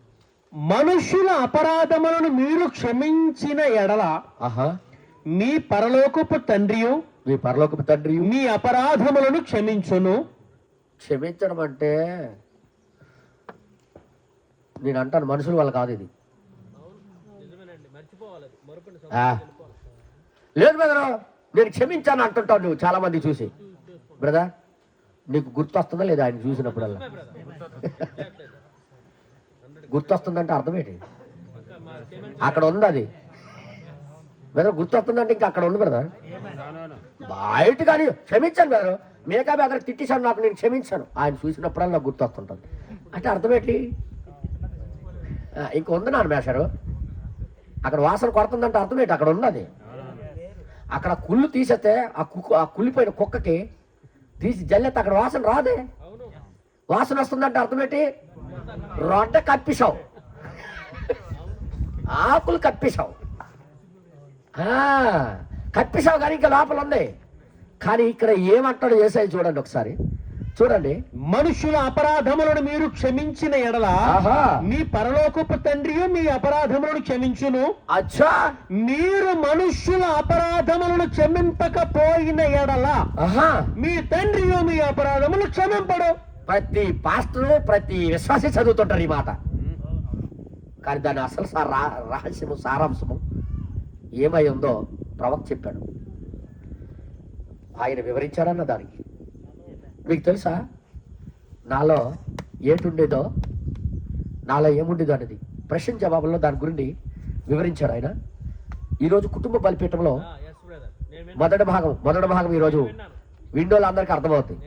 ఈరోజు ఉదయాన్నే కుటుంబ బలిపీఠం విన్నోడికి అర్థమవుద్ది. ఆ కుటుంబ బలిపీఠంలో ఆయన చెప్పాడు ఈ క్షమించటము ఏమై ఉన్నదో చెప్పాడు ఆయన. ఇప్పుడు తన జీవిత సాక్ష్యం చెప్పడం ప్రారంభించాడు. అందులో ఆయన ఏం చెప్తున్నాడంటే, మీ దగ్గర ఉంది కదా అది?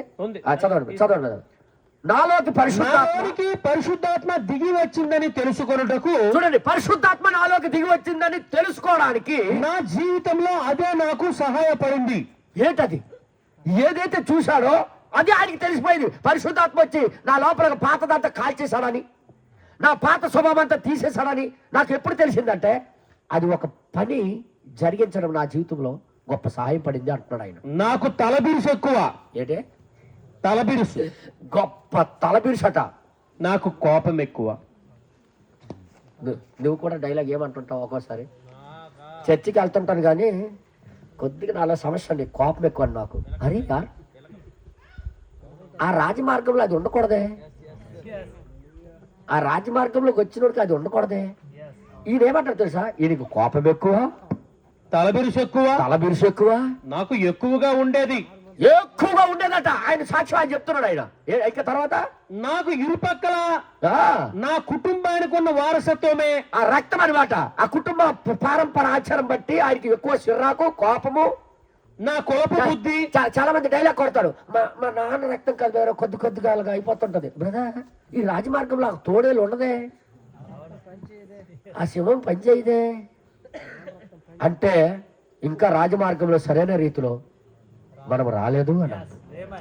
ఇంట్లో మొగమాట లేదు, నన్ను క్షమించండి, మీరు దేంతో కొట్టేస్తారో కొట్టియండి, కానీ ఇది మాత్రం నిజం. నాకు క్యాస్ట్ ఫీలింగ్ ఎక్కువ. అయ్యో బాబోయ్, ఆయనకి ఎన్నెన్నో ఉన్నాయి చూడండి. ఆయనకి తర్వాత నేనెప్పుడు సరిగ్గా ఆహారం కూడా తినలేకపోయేవాడిని. ఎందుకు తెలుసా తినలేకపోయాడు? ఎప్పుడు ఊర్లోకి వెళ్ళినా గొడవలే, మూతి మీద ఎవడో గుద్ది చూడు, మూతి వాసిపోయేది, అన్నం తినలేకపోయాడు. ఎవరు చెప్తుండ్రు ఇది? ప్రకటన 10:7. ప్రకటన కదా 17 అధ్యాయంలో రాయబడిన వ్యక్తి ఈ మాట ఆడుతున్నాడు. నాకు తలబిరుసు ఎక్కువ, నాకు కోపం ఎక్కువ, ఎప్పుడు సరిగ్గా అన్నం తినేలేకపోయావని. ఎందుకంటే అక్కడ చెప్తున్నాడు, ఎందుకంటే నా మూతి ఎదుటివాడు కొట్టినప్పుడు నరిగిపోయి ఉండేది. అంటే నవ్వుకుంటారా? సింహము, తోడేళ్ళు, క్రూరముఖము అన్నీ ఉండేది ఇంట్లో. నీకు తెలుసా పరిశుద్ధాత్మ లేనివాడు జంతువేనని? అసలు ఈ మార్గంలో జంతువే లేదు. ఎంతమందికి అర్థమవుతుంది కదా? ఈ దేవుని యొక్క మార్గం ఏర్పాటు చేసిన మార్గంలో జంతువులు గట్లేవు, జంతువులు లేవు, క్రూరముఖాలు లేవు. కానీ ఇందులో క్రూరముఖం ఉంది, కోపం ఉంది, మూతి వాసిపోయేది. ఎవరైనా నన్ను మూతి మీద కొడితే నేను కూడా వాడిని కొట్టేవాడిని. ఎవరైనా నీకంటే నువ్వు కూడా అనేస్తుంటావు. ఎవరైనా నీకు తిడితే నువ్వు కూడా తిట్టేస్తుంటావు. అది ఎవరనుకున్నావు? అయినా చర్చికి వెళ్తావు, మా అయినా చర్చికి వెళ్ళి వాక్యం వింటుంటావు, కానీ రాజమార్గంలోకి రాలే. సహోదరులారా, మీకేం అర్థమవుతుందో నాకు తెలియదు, కానీ దేవుడు ఏర్పాటు చేసిన మార్గం ఒక స్పెషల్, ఒక పద్ధతి కలిగింది. పరిశుద్ధాత్మ బాప్తిసం. అది ఆ బాప్తిసం జరిగితే పాత స్వభావం ఉండదే. నేను ఎక్కడ ఎగరకూడదో అక్కడే ఎగిరేవాడిని. ఓరే నాయనా, ఎక్కడ ఎగరకూడదో అక్కడే ఎగిరేది. అది పౌరు స్వభావా కాదా? బ్రహ్మణంగా అంటున్నారు. ఇంకా ఆ మనిషి అంటున్నాడు, నాకు పళ్ళు కూడా ఊడిపోయినట్టు కొట్టాడట. నా పళ్ళు కొన్ని విరిగిపోయాయి అవత వాళ్ళు కొట్టినప్పుడు. ఓ నాయన, అంత పెద్ద జంతువు ఉందా? జంతువుకి తెలుసా ఎప్పుడు ఎగరకూడదో తెలియదు, ఎక్కడ ఎగరకూడదో తెలియదు. ఎందుకంటే పరిశుద్ధాత్మ లేదు దానికి. పరిశుద్ధాత్మ ఉంటే అలాగ చేయదే. వింటున్నారా? ఇప్పుడు ఈ డబ్బులు ఎందుకు తింటున్నాడు చెప్పండారా? మూతి పళ్ళు ఎందుకు రాలగొట్టుకుంటాడు చెప్పండి? ఎవరున్నారు లోపల? లేదా రాజమార్గంలో జంతువులు ఉన్నావు కదా. ఇప్పుడు ఈ దగ్గర జంతువులు ఉన్నాయి కనబడేదానికి. ఇప్పుడు పరిశుద్ధాత్మ పొందాడని ఎప్పుడు తెలుసా? ఈ జంతువులన్నీ చచ్చిపోయినప్పుడు. ఎంతమందికి అర్థమైందా? చూడండి, ఇక్కడ ఏమంటాడు, ఇంకా ఎక్కడ మాట్లాడకూడదు అక్కడే మాట్లాడి సమస్యలలో చిక్కుకునేవాడు. ఇంకా పాఠశాలలో నా ఉపాధ్యాయురాలతో కోపం తగ్గించుకోవడం నా వల్ల కాదు అని చెప్పాను. స్కూల్లో టీచర్ దగ్గర కూడా చెప్పాడట, మేడం గారు ఈ కోపము తగ్గించుకోవడం నా వల్ల కావట్లేదు, అంత పెద్ద జంతువు ఉంది లోపల, ఏడు చేయాలి మేడం గారు అంటే ఆమె ఏమి చెప్పిందారు తెలుసా? టీచర్ అమ్మ కూర్చోబెట్టుకుని రోడ్లో ఒక తాడిచ్చి, నీకు కోపం వచ్చినప్పుడు గట్టిగా ముడేసేస్తుండు, కోపం లేదా ముడేసేస్తుండు, అలాగా 9 ముడులు వేస్తే నీ కోపం తగ్గిపోద్ది అన్నాడు. తాడిచ్చిందాడు పాపము. ఈయనకి ప్రేమించింది ఆమె, చాలా మంచిది, క్రైస్తవురాలు ఆమె. ఆ కోపం తగ్గించడానికి తాడిస్తే ఈయనేమనుకున్నాడు, కరెక్ట్గా ఇలాగా తాడు పట్టుకున్నాడో లేదో కానీ ఇలాగ ఎలాగానే ఒకడు ఎదురయ్యాడట. తాడు ఉంది జోబులో పెట్టుకున్నాడు, ఆడేదో అన్నాడు అనగానే ఈయన కోపం రేసిపోయింది. తాడు తీశాడు, ఒక్క మూడేశాడు, ఇంకో రెండో మాట అని సరిగ్గా తాడు జలిసి వేసాడు గారికి. తాడు కాపాడదు మనిషికి. తాడు మార్చలేదు దేవుడు మనిషిని తాడు మార్చదు. నేనేది మాట్లాడుతాడు, అందుకని నీ యాత్రలో నీకు మార్చదు, నీ భక్తి నీకు మార్చదు. దేవుడు ఏర్పాటు చేసిన మార్గంలోకి రావాలి. ఎంతమందికి అర్థమైందనా? వెంటనే తాడు ఇసిరిశాడు, అయిపోయింది. మళ్ళీ వెళ్ళాడు, నా వల్ల కాదు అంటున్నాడు. ఇవన్నీ చూశాడు తన జీవితంలో. కానీ సడన్గా ఒకరోజు దేవుని ఆత్మ ఆయనకి పట్టుకుంది, పూర్తిగా చేంజ్ అయిపోయాడు. ఆ మార్పు ఆయన జీవితంలో చూడగలిగాడు. ఆయనలో ఏదో శక్తి వచ్చి నడిపించడం. అప్పటి నుంచి ఈ మత్తయి సువార్తలు 5వ అధ్యాయం 14-15 వచ్చి చదివి చూసారా? ఆయనకి ఎవరైతే తిడుతున్నారు, ఆయనకి ఎవరైతే దూషిస్తున్నారు, వాళ్ళ కోసం ప్రార్థన చేస్తున్నాడు. అప్పుడు ఆలోచించాడు, ఇది నా స్వభావం కాదే, నాకు ఎవడైనా అంటే మూతిపల్లి ఇరిగిపోయేదే. రైట్ చూడండి రాజమార్గంలో ఉన్నాడని ఎలా తెలుసుకున్నాడు ఆయన? ఆ పాత జంతువులు లేవు అక్కడ. అదే దేవుడు ఏర్పాటు చేసిన మార్గం ఇది. ఈ మార్గంలో ప్రతి వ్యక్తి రావాలి. అందుకే ఈ కాలానికి వాగ్దాన వాక్యం పంపించాడు. మనం ఏదో భక్తి చేసుకొని వెళ్ళిపోవడానికి కాదు, మనం ఏదో 1-2 గంటలు కూర్చొని వాక్యం వినేసి వెళ్ళిపోవడానికి కాదు, మనం ఏదో నచ్చినట్టుగా ప్రవర్తించడానికి కాదు, జంతువులు లేకుండా చూసుకోవడానికి. ఆ తర్వాత చెప్తున్నాడు ఆయన సాక్ష్యం చెప్తున్నాడు. కింద చదవండి, తొందర చదవండి. ఒక రాత్రి ఒక ప్రదేశంలో పరిశుద్ధాత్మ నాలోనికి వచ్చింది. ఒక రోజు వచ్చాడు పరిశుద్ధాత్మ. అప్పటి నుంచి ఆ కోపాన్నే తీసివేసింది. దేవుడికి నమ్ముకొని కూడా నాలో కోపం తగ్గట్లేదు అంటే అర్థం ఏంటి? నువ్వు ఆ మార్గంలో రాలేదన్నా.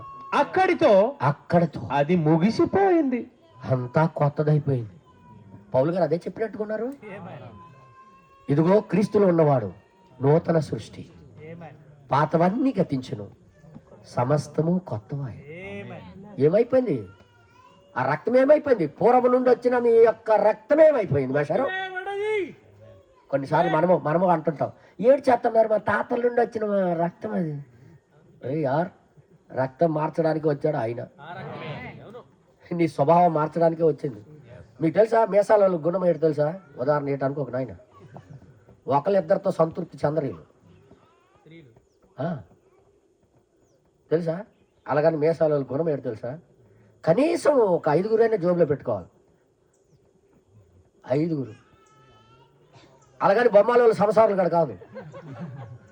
నేను మరి చెప్తున్నా, ఆ రక్త స్వభావము డేంజర్ స్వభావం. ఒక్క భార్యతో సంతృప్తి చెందరా నాయన. అందుకే నేను చెప్తున్నాను, ఈ మంచి స్వభావం ఆ చెడ్డ స్వభావాన్ని తొలగించేదే అగ్ని బాప్తిసం. ఆ చేంజింగ్ నీ లోపల తీసుకుని వస్తాడు పరిశుద్ధాత్మ. పూర్తిగా నీ స్వభావాన్ని మార్చే శక్తి పరిశుద్ధాత్ముడికి తప్ప నీలో లేదు. అది నువ్వు ఎంత మారిపోయినా పనిచేయదు. అగ్ని బాప్తిసం జరిగితే ఆ మనిషి నూతన సృష్టిగా మారుతాడు. అదే ఒక క్రైస్తవుడికి దేవుడు ఏర్పాటు చేసిన మార్గం. ఇది ఏది ఒక సాదృశ్య రూపంలో రాశాడు. అక్కడ జంతువులు కూరముగాలు లేవు. మాట్లాడేటి అక్కడ ఏంటి తెలుసా? ఎడారి లేని ఫలము లేని నీ జీవితానికి సంతోష పుష్పాలు పుష్పిస్తుంది అక్కడ. అదే పరిశుద్ధాత్మ బాప్తిసం. ఎంతమందికి అర్థమవుతుందన్నా? సంసోన్, వెనక్కి కూర్చున్నావు, వెనక్కి కూర్చున్నావు, ముందుకు వచ్చి కూర్చోవాలి. కుర్రవాడివి. ఏం పేరు? నత్తన్. ఇలా పాపం ఈయన కనబడలేదు. అర్థమైంది మీ అందరికీ? బైబిల్ చెప్పినట్టుగా దేవుడు ఏర్పాటు చేసిన మార్గము ఏమై ఉన్నదని మీరు ఇంటికి వెళ్ళి జాగ్రత్తగా చదివితే అది పరిశుద్ధాత్మ బాప్తిస్మై ఉన్నది అని ప్రవక్తగా చెప్పారు. దేవుడు చెప్పాడు. చూడండి ఇక్కడ ఇంకేమంటాడంటే, అక్కడి నుంచి ఏమైపోయాడు మన అన్నయ్య ఏమైపోయాడో ఆ రోజు నుండి చేంజ్ అయిపోయి ఆ క్రూరత్వం, పళ్ళు రాలగొట్టుకునేవాడు, మూతి వాసిపోయేది. నేను ఎవరికైనా కొట్టాలంటే నిచ్చెనెక్కవలసి వచ్చినా ఆగేవాడిని కాదు. అచ్చా, కొట్టడానికి అది ఎంత పెద్ద హైట్ అవనే నిచ్చెన తెచ్చి కొట్టేశాడు. ఎక్కి నన్ను ఈడ్చి కొట్టినను ఆయనకి ఈడు చీడ్చి కొట్టేసిన ఆయనకి కొట్టకుండా ఉండేవాడిని కాదు. ఓర నాయనో, అంత కోపిస్తాడు. ఏదో కార్యము నాలో జరిగింది. అది అగ్ని బాప్తిసం వేశారు. ఆ పాత శక్తి, ఆ పాత విలియం మారియన్ బ్రనహాం మరణించాడు. హల్లెలూయా. ఏమైంది? ఆ జంతు స్వభావం మరణించింది. మరొకరు నా లోపల ప్రవేశించారు. అదే ప్రభువైన యేసు క్రీస్తు. క్రీస్తు యొక్క స్వభావం నీవు అనుకున్నంత మాత్రం వచ్చేది కాదు. అది నువ్వు ఉంటుండగా ఆయన రాడు. నువ్వు చావాలి, ఆయన ఎంటర్ అవ్వాలి. నా శత్రువును చూచి, అప్పుడు నుండి ఆ శత్రువుని చూచి నేను జాలి పడేటట్టు ఏది చేస్తుంది? అదే శత్రువుని చూసినా కూడా జాలి పడేటట్టుగా చేస్తుందట. అదే నన్ను చేస్తుంది. ఎవరైనా ఎప్పుడైనా నాకు కీడు చేసినట్లయితే, ఎవరైనా కీడు చేస్తే నేను ఎన్నడూ వారికి వ్యతిరేకంగా ప్రార్థించను. వారు రక్షించబడాలని ప్రార్థన చేసేవాడు. వారి కొరకే ప్రార్థించేవాడిని. ఇప్పుడు అర్థమైపోయింది ఆయనకి పరిశుద్ధాత్మ వచ్చేసిందని. మరి నీకెవరైనా ఏమంటే, నీకెవరైనా ఏమనంటే నీ ఫీలింగ్ ఏంటి? నీ ఫీలింగ్ ఏంటి?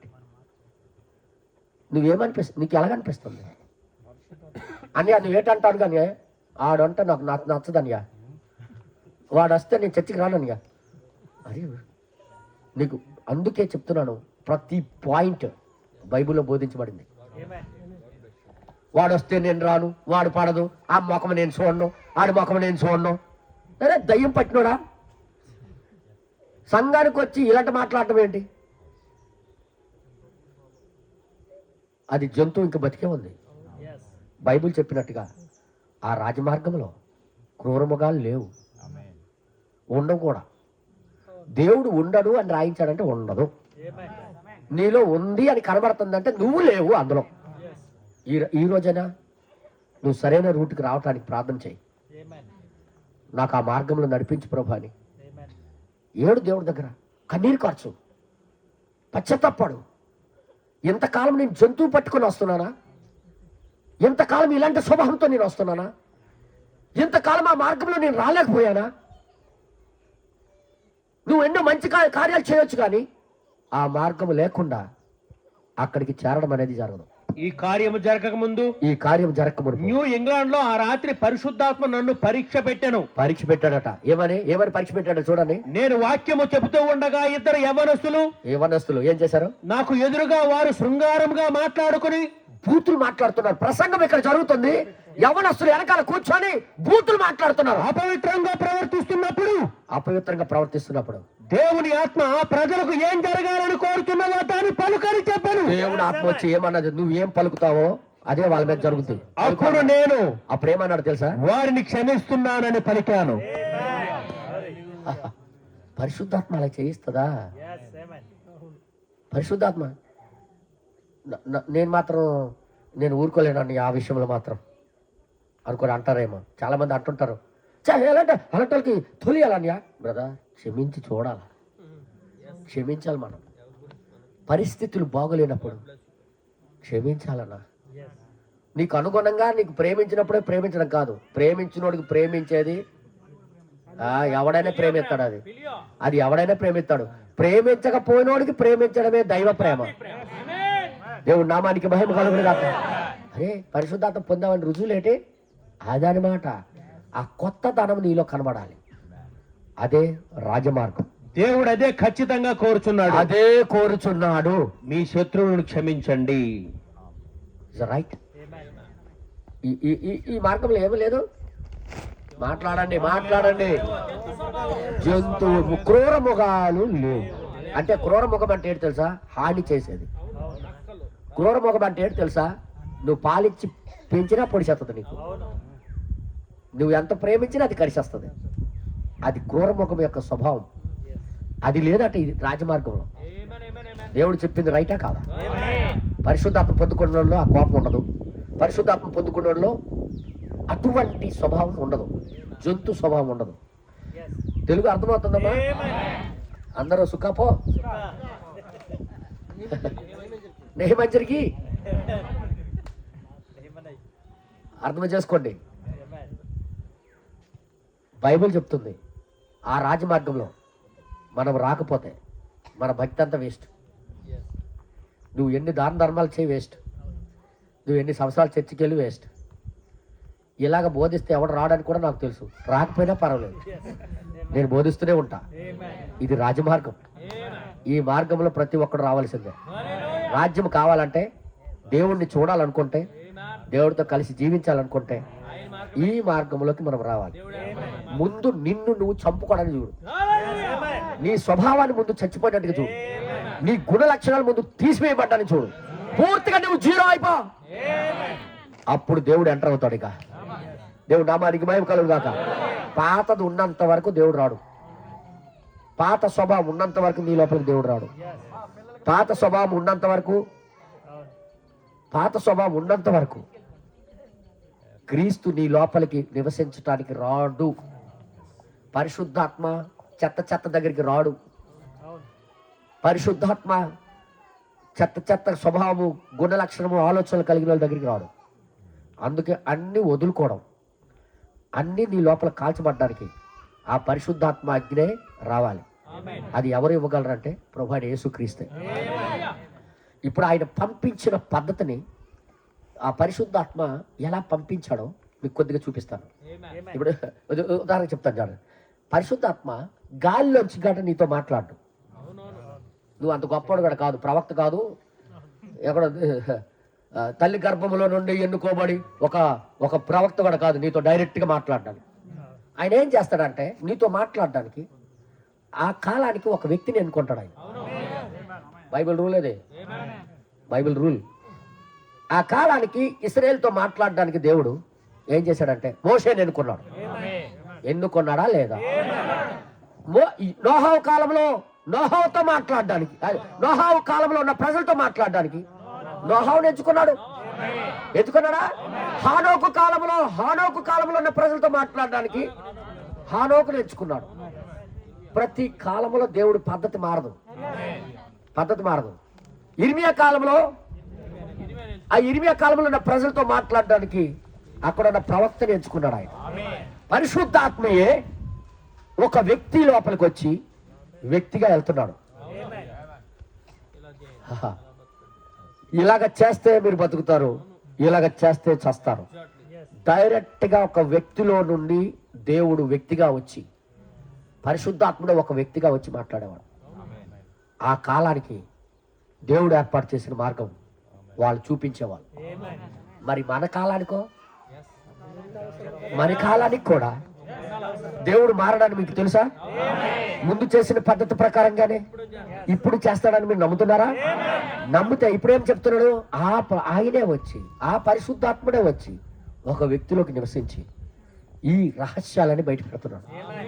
మీరు ఈ వర్తమానంలో దేవుడు ఏర్పాటు చేసిన మార్గమైన వర్తమానంలో ఆయన ఏం చెప్తున్నాడంటే మీరు కొద్దిగా చదవాలని నేను కోరుతున్నాను. 2-3 నిమిషాలు మీరు తీసుకుందాం.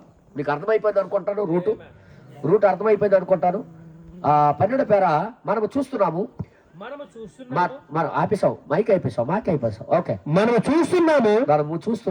ఇస్కరియోతు యోధా నేరుగా వచ్చి వెళ్ళిపోయాడు. ఎక్కడికి వెళ్ళిపోయాడు? ఇస్కరియోతు యోధా 12 మందిలో శిష్యులు ఒకడు కాదా? బోధించాడా? చెప్పడా? బోధించాడా? అద్భుతాలు చేశాడా? ఏం పరలోకానికి వెళ్ళలేదు. ఆయన దేవుడు ఏర్పాటు చేసిన మార్గంలోకి వచ్చినంత వరకు రాలేదు. పరిశుద్ధాత్మ బాప్తిస్మం పొందుకున్నంత వరకు లేడు. మేడ గదిలోకి రాలే, ఉరిపోసుకొని వచ్చాడు ముందే. అందుకే సేవ చేసినంత మాత్రాన మనం రక్షించబడ్డామని గుర్తు కాదు. నేను అలాగే చెప్పను. 70 మంది కూడా సేవ చేశారు కదా. యేసుప్రభు శిష్యులు 70 మంది కూడా సేవ చేశారు, అద్భుతాలు చేశారు, సూచక్రియలు చేశారు. అయినా దేవుడు ఏర్పాటు చేసిన మార్గంలో ఉండలేదు. వాళ్ళు ఉండలే, వెళ్ళిపోయారు. యేసుప్రభుతో ఆనందించాడు. బోధ చేశాడు. వామ్మో, బోధ చేశాడు, ఆనందించాడు. తిరిగి వచ్చి అరుపులు అరిచి కేకలు పెట్టాడు. అబ్బా, వాక్యం చెప్తున్నప్పుడు యేసయ్య అరిచి కేకలు పెట్టాడట. మిగతా శిష్యులతో మంచి సమయమే గడిపాడు ఈ శిష్యులతో. పరిశుద్ధ మత్తయి అధ్యాయంలో 10వ అధ్యాయంలో అయితే నేరుగా శిష్యులనే అనుసరించాడు. శిష్యుల్లాగా అనుసరించాడు. దెయ్యాన్ని వెళ్ళగొట్టాడు. అమ్మో, కానీ అవతారం ఎత్తిన దెయ్యంగా నేరుగా వాడే వచ్చాడు. ఇప్పుడే అదే పద్ధతి క్రైస్తవులకు తప్పించడానికి. అదే ఆత్మ ఇప్పుడు క్రైస్తవుడు నువ్వు అయిపోయినావు, దేవుడు నమ్మావంటే అయిపోయావు అన్నట్టుగా నేర్పిస్తుంది. కానీ అగ్ని బాప్తిసం తీసుకోకపోతే నువ్వు క్రైస్తవుడు కాదని చెప్పట్లే.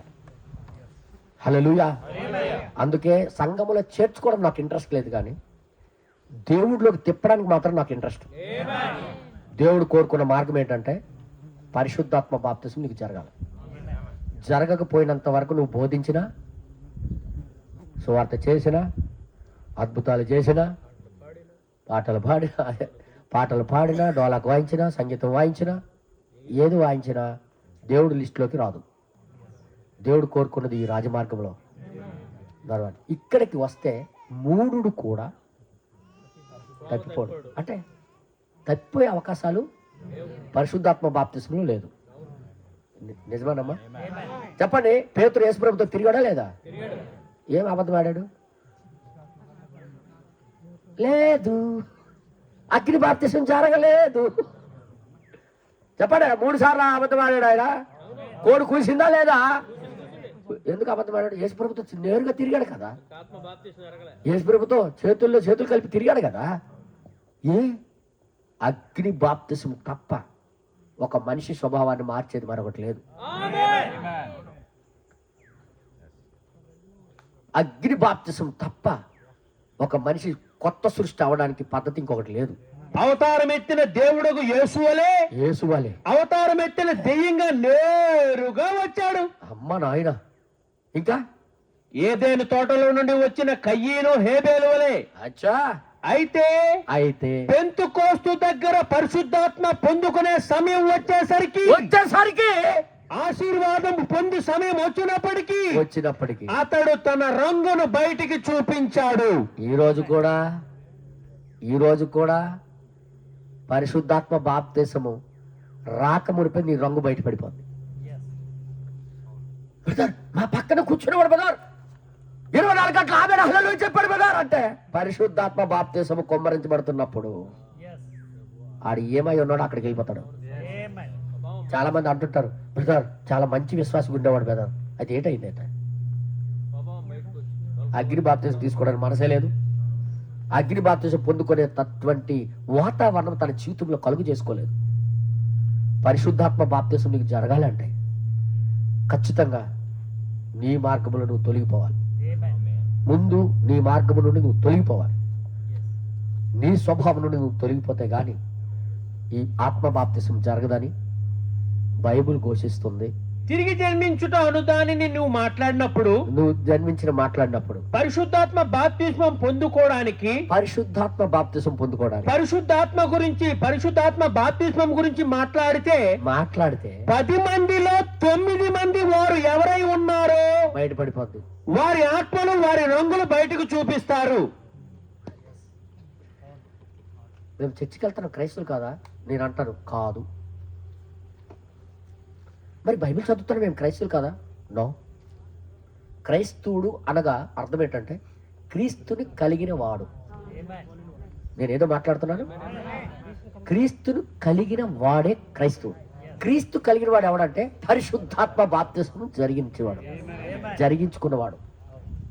ఆడిలో ఎవరి లోపలైతే క్రీస్తు బాప్తిస్మం జరిగిందో అంటే అగ్ని బాప్తిస్మం జరిగిందో ఆయనలో దేవుడు వచ్చి నివాసం చేస్తాడు. వాడే క్రైస్తవుడు. మిగతా వాళ్ళందరూ డూబ్ డూబ్ డూబ్ డూబ్ డూబ్ డూబ్ డూబ్ డూబ్ డూబ్. ఇప్పుడు ప్రపంచం ఎలా నిండిపోయిందో తెలుసా? ప్రపంచ లెక్కల్లో చూస్తే క్రైస్తవులే నంబర్ 1 ఎక్కువ మంది ఉన్నారట. నేను అంటాడు ఒరిజినల్ క్రైస్తవులు జల్లిడిస్తే బైబిల్లో రాయబడింది నోహావు దినముల వలె ఉండును అన్నాడు. నోహా దినాలు ఎంతమంది రక్షించబడ్డారు? ఫుల్ మంది జనాలు ఉన్నారు కదా అప్పుడు. ఇప్పుడు కూడా ఈ బైబిల్ అనే జల్లిడిస్తే ఈ వాక్యంతో జల్లిడిస్తే ఉట్టి తొక్కే గింజలు మాత్రం కొద్ది గింజలే. అందుకే నా ప్రియ సహోదరులారా, మనకి దేవుడు ఏర్పాటు చేసిన మార్గం మరొకటి లేదు. ఏ సంఘము కాదు, ఏ సంస్థ కాదు. మనకి దేవుడు ఏర్పాటు చేసిన మార్గం ఆయన పరిశుద్ధాత్మ బాప్తిసం. ఖచ్చితంగా ఆత్మ బాప్తిసం మనకి జరగాలి అంటే నీవుగా చంపుకోవాలి. అంతే. చంపుకోవాలంటే ఆత్మహత్య చేసుకోవాలని అర్థం కాదు నాయన, అదొక బాధ. ఇంకా ఆత్మహత్య చేసుకోమని నేను చెప్పట్లేదు. నీ స్వభావము, నీ గుణ లక్షణం, నీ తల్లిదండ్రుల దగ్గర నుండి వచ్చిన ఆ గుణ లక్షణాలు నీలో పూర్తిగా చచ్చిపడి ఉండాలి. అంతే. చచ్చిపోతేనే కానీ అది కొత్తది ప్రారంభం అవుతుంది. కొన్నిసార్లు అంటుంటారు, కొన్నిసార్లు ఏంటి చేస్తాం మా నాన్న స్వభావం వచ్చేది నీకు వచ్చే ఇక ఆ నాన్న గురించి ఎందుకు రాలేదు ఇంకా అంటే రాజమార్గంలో ఇక రాలే, ఎందులోకి రాలే. వస్తే తోడేళ్ళు కుర్రమృగాలు అక్కడ లేవు.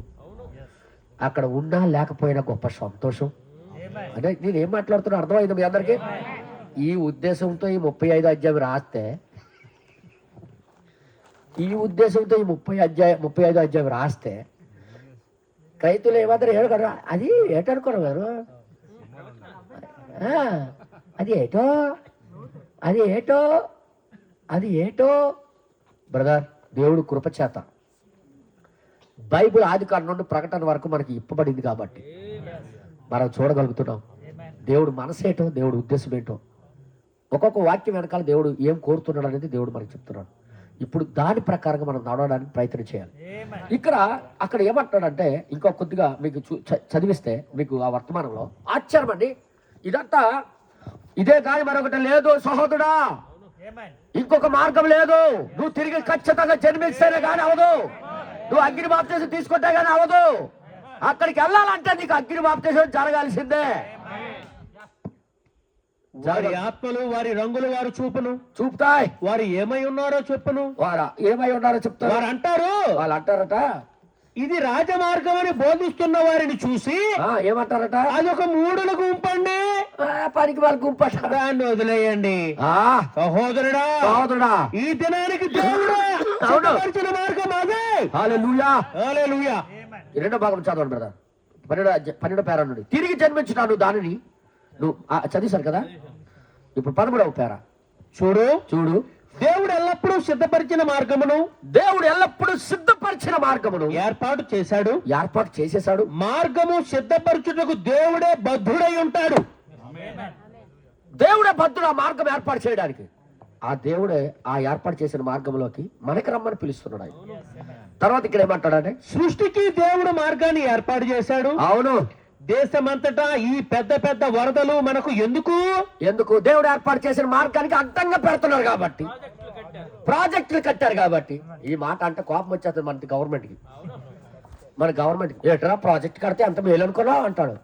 అందుకే కదా ప్రళయాలు వస్తున్నాయి, అందుకే పొంగిపోతున్నాయి కదా, అందుకే ముంచేస్తున్నాయి కదా ఊర్లకి.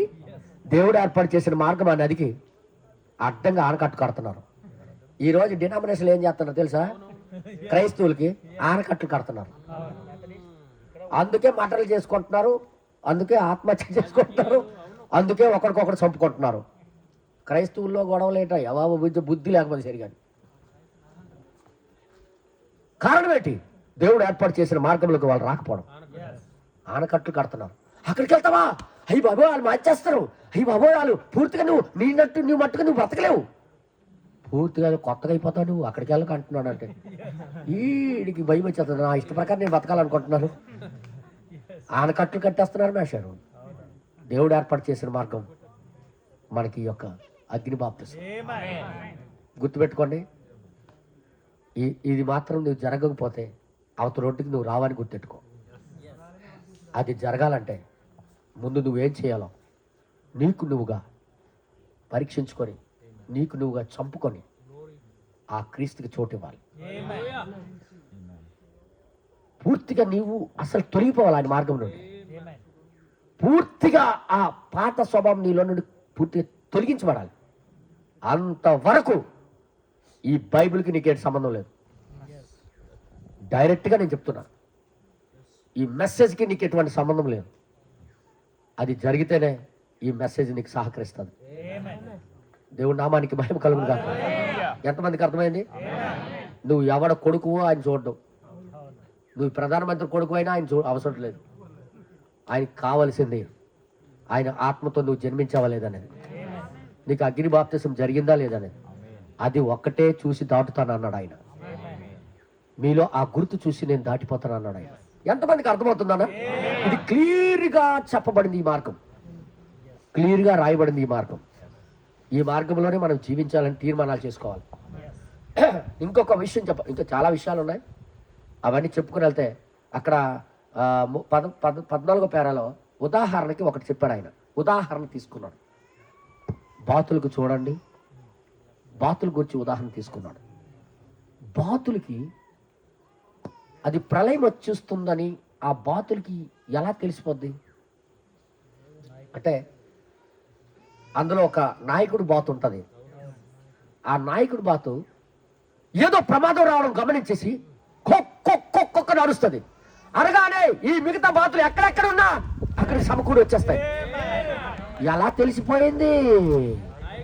ఈ నాయకుడు మాట వినాలని ఆ టైంకి పుట్టిందే నాయకుడిగా పుట్టింది ఆ బాతు. ఆ బాతులందరికీ నడిపించడానికి, మనకు నడిపించడానికి ఈ కాలంలో పరిశుద్ధాత్ముడు మనకి నాయకుడిగా పంపించబడ్డాడు. అది గాలిలాగా రాలేదు, ఒక వ్యక్తిలాగా వచ్చాడు.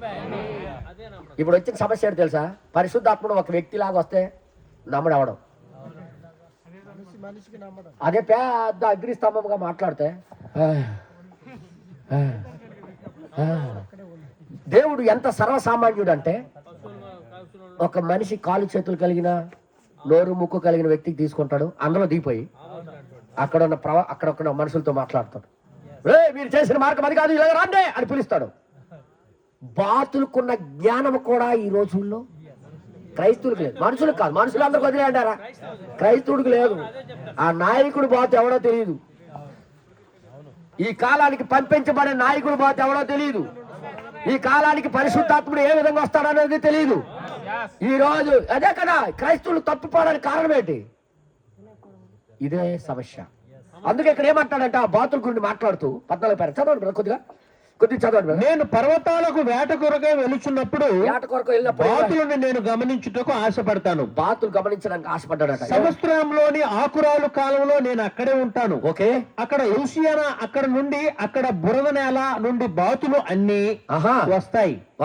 ఉత్తర దశకు వెళ్ళిపోయి వెళ్ళిపోయి ఆ బాతులన్నీ అక్కడ నివసించడం ప్రారంభిస్తాయి. గూళ్ళు కట్టుకొని పిల్లలు పెడతాయి. గూళ్ళు కట్టుకొని పిల్లలు పడతాయి. తర్వాత ఆ పిల్లల చిన్న పిల్లలు ఎగురుతాయి. బహుశా సెప్టెంబర్ సంవత్సర కాలంలో లేదా సెప్టెంబర్ మాసంలో చివరిలో ఆ తర్వాత ఆ మగబాతు అది ఎన్నడూ నీటి కొలను బయటికి వెళ్ళదు.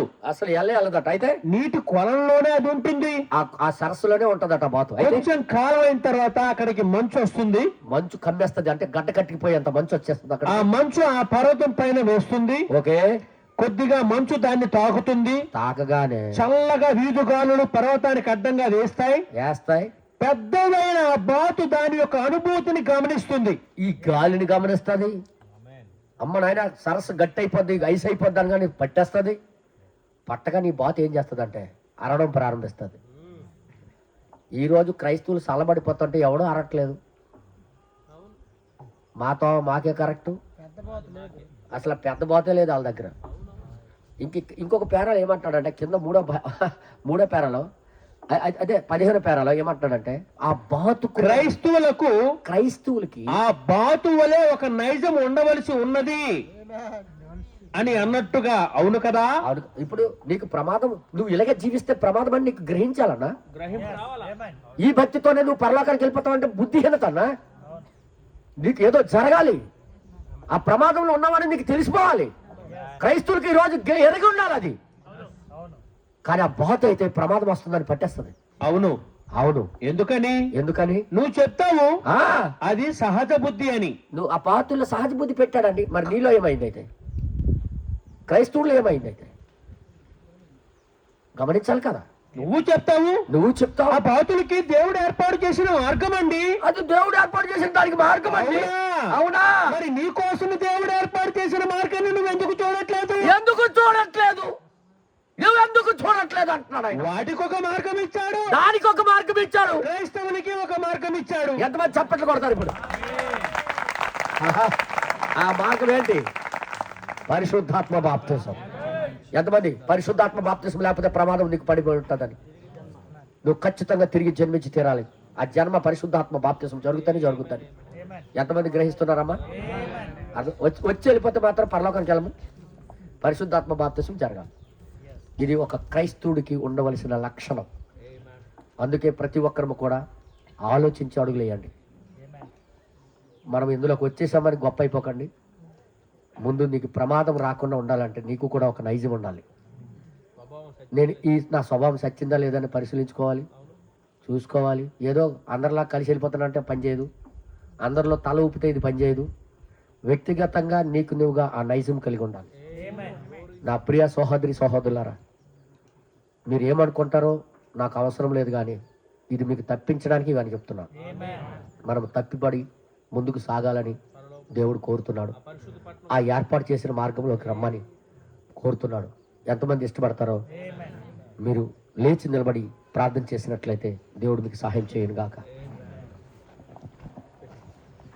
మిగతా విషయాలని దేవుడు మీకు నడిపించును గాక. మిగతా విషయాలు దేవుడే మీకు బయలుపరచును గాక. దయచేసి ప్రతి ఒక్కరు కూడా ఆ మాటలు మీరు పట్టుకొని నడవాలని కోరుచున్నాను. హల్లెలూయా. ఓ ప్రభువా, యెషయా గ్రంథం 35 అధ్యాయం చదివించి ఆ మార్గంలో ఉన్నవాడు ఎంత సంతోషంగా ఉంటాడో, ఆ మార్గంలో నడిస్తే ఎడారులు ఎలాగుంటాయి, ఎడారి కలిగిన జీవితం కూడా ఎలాగ పుష్పిస్తాడు. ప్రభా, పనికి మళ్ళీ గడ్డి పెరిగిపోయిన బీడు భూములు కూడా ఫలమును ఎలాగిస్తాయో, ఆ రాజమార్గానికి ఉన్న గుణలక్షణం ఏదో మాకు నువ్వు చెప్పావయ్యా.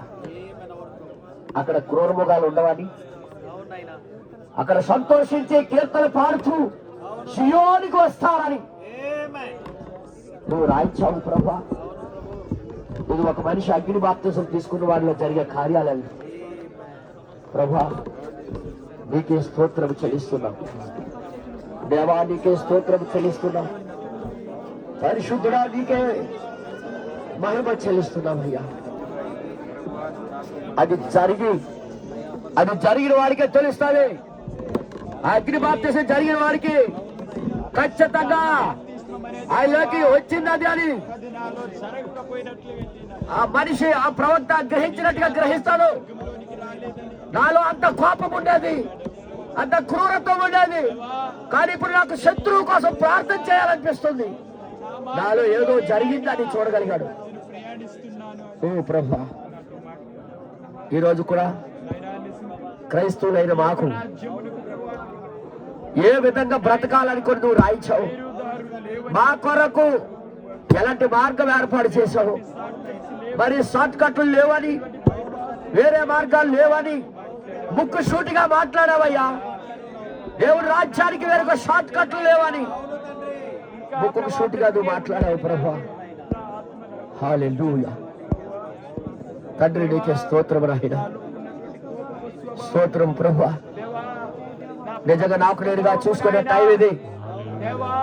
ఆ బాతుకున్న నైజం మాకు ఉండాలని కోరుచున్నావయ్యా. వాటక్కడ ప్రమాదాన్ని గుర్తిస్తాయి ప్రభు. ఈ రోజు నా జీవితానికి వచ్చే ప్రమాదం నేను గుర్తించట్లేదంటే గొప్ప ఘోరమైన స్థితిలో ఉండాలని ప్రభా నీకే స్తోత్రము నాయనా. హల్లెలూయా, హల్లెలూయా.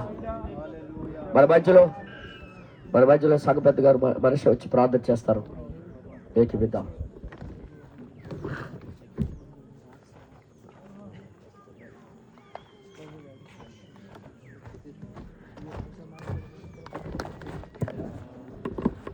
హల్లెలూయా. ఓ పరిశుద్ధుడా మీకే స్తోత్రములు ప్రభువా. జీవమాలిగిన మా తండ్రి మీకే కృతజ్ఞతలు ప్రభువా. నువ్వు మా కోసం ఏర్పాటు చేసిన మార్గం ఏంటో ప్రభా. ఈరోజు ప్రభా నువ్వు తేటగాను మాతో మాట్లాడావు ప్రభా. నీ సన్నిధిలో మేము ఒప్పుకొని చూడాం ప్రభా. మా సొంత మార్గాలు ప్రభా నీ యొక్క రాజ్యానికి మాకు తీసుకెళ్ళవు, కానీ నువ్వు ఏర్పాటు చేసిన మార్గం మాత్రమే ప్రభా నీ యొక్క రాజ్యంలో మమ్మల్ని తీసుకుని వెళుతుందని ప్రభా.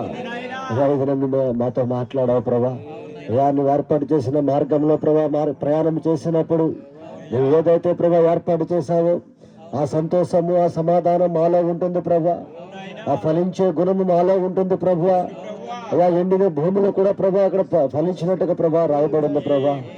ఈరోజు ప్రభా ఎండిపోయిన మా జీవితాలు నిజంగా ఒక చిగురించే స్థితిలోకి రావడానికి కారణము నువ్వు ఏర్పాటు చేసిన మార్గంలో ప్రయాణించినప్పుడే ప్రభా. ఎండిపోయిన మనుషులు, ఎండిపోయిన ఆత్మీయ జీవితాలు కూడా ప్రభా ఈరోజు ఒక ఫలములోకి వస్తాయనే కారణం ప్రభా నీ వాక్యం వినడమే ప్రభా. తండ్రి ఈరోజు మా జీవితాలు ఆ విధంగా ఉండాలని రోజు నువ్వు మాతో మాట్లాడావు ప్రభా. దాన్ని బట్టి మీకు ఎంతో కృతజ్ఞతలు తెలుపుకొని ఇచ్చినాం ప్రభా. ఓ తండ్రి, ఈ యొక్క పరిశుద్ధ గ్రంథం అంతా పరిశీలించి చూస్తే నువ్వు ఏర్పాటు చేసిన మార్గంలో ప్రయాణించిన ప్రతి ఒక్క పరిశుద్ధులు కూడా వారి జీవితాల్లో ఫలించే జీవితం కలిగి ఉన్నారు ప్రభా.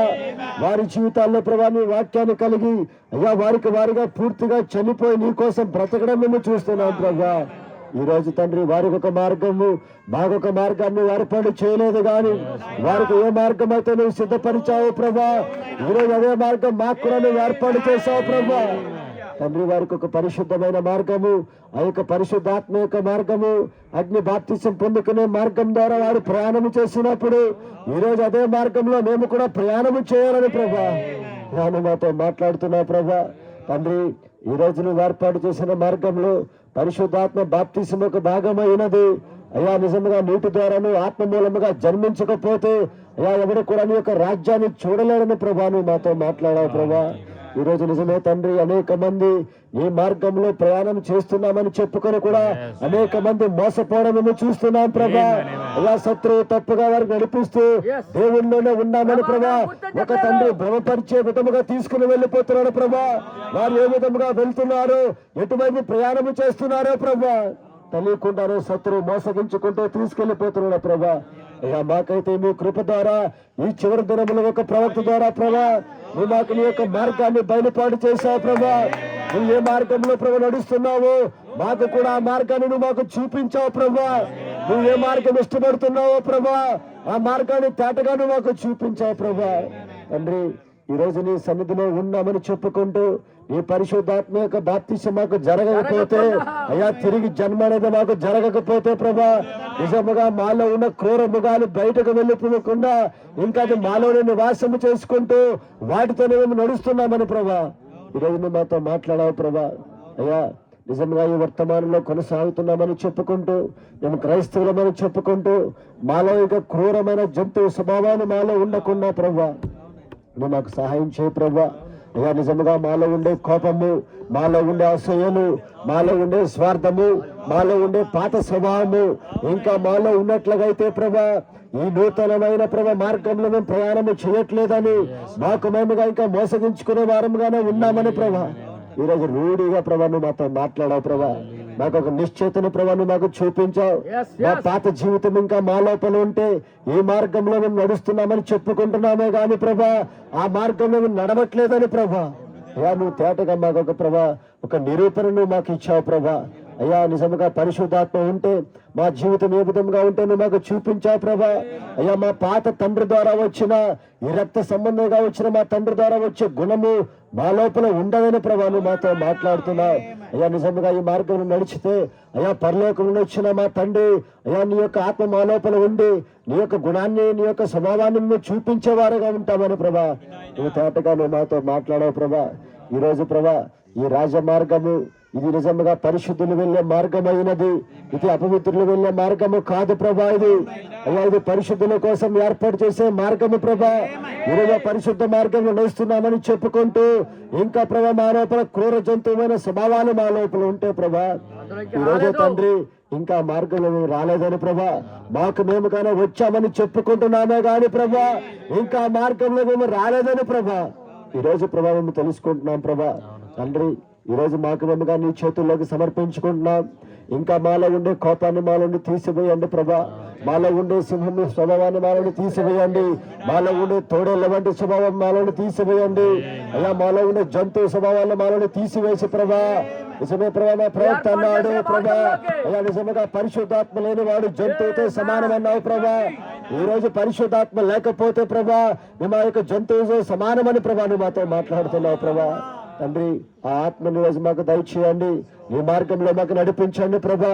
మా పాత స్వభావాన్ని మాకు మేముగా పరిశీలించుకొని అది మాలో పూర్తిగా నిర్మూలమయ్యేంత వరకు కూడా నీ దగ్గర మోకరిస్తూ ప్రభా సరి చేసుకునే జీవితాలు మాకు దయచేయండి ప్రభా.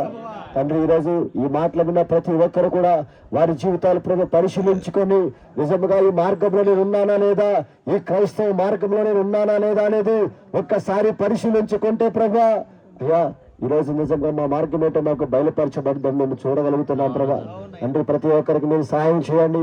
అయ్యా వర్తమానం విన్న ప్రతి ఒక్కరికి అందరికీ మీరు కృప చూపించి ఈ మార్గంలో ఈ రోజు ఉన్నామా లేదనేది ప్రభా మాకు మేముగా పరీక్షించుకునే కృపను మాకు అనుగ్రహించమని తండ్రి ఈ రాజ మార్గంలో నడిచినప్పుడు తండ్రి నీ పరిశుద్ధాత్మ బాప్తిసం ద్వారా నీ అగ్ని బాప్తిసం ద్వారా నడవడానికి మీరు మాకు సహాయం చేయమని ఇగో వాక్యమైన ప్రతి ఒక్కరిని మీ స్వాధీనంలోకి తీసుకురమని ప్రభా. అయ్యా ప్రతి ఒక్కరికి మాకు పరిశీలించుకునే కృపను మీరు మాకు అనుగ్రహించమని తండ్రి వాక్యం ఎత్తిన మా కాపర్ని కూడా మరి అభిషేకించి అయ్యా తను సంపూర్ణంగా మీ చేతుల్లోకి తీసుకుని ప్రభా మరి ఎక్కువగా ప్రభా మీరు మాతో మాట్లాడి మాకు ముందుకు నడిపించమని సమస్త మహిమ ఘనత ప్రభావాలు మీరే పొందుకోమని ప్రభునేసు క్రీస్తు యొక్క పరిశుద్ధమైన నామములో ఇచ్చిన ప్రార్థన అడుగుచున్నాము తండ్రి. ఆమేన్. అందరూ తల వంచుకొని ఆ దేవుని యొక్క రాజ్యము ఆ మార్గం మనలో స్థిరపరచబడాలని ప్రార్థన చేయవలసిందిగా కోరుచున్నారు. పరలోకమందున్న మా తండ్రి మీ నామము పరిశుద్ధపరచబడును గాక, మీ రాజ్యం వచ్చును గాక, మీ చిత్తం పరలోకములో నెరవేరినట్లు మా యందును నెరవేరును గాక. మా అనుదిన ఆహారమైన మనం మాకు దయచేయండి. మా రుణస్తులు మేము క్షమించిన ప్రకారం మమ్మల్ని మీరు క్షమించండి. మాకు శోధనలోకి తేక దుష్టుడు తప్పించండి. ఎలాగనగా రాజ్యము అధికారము శక్తి మహిమ నిరంతరం నీవై ఉన్నావు తండ్రి. ఆమేన్.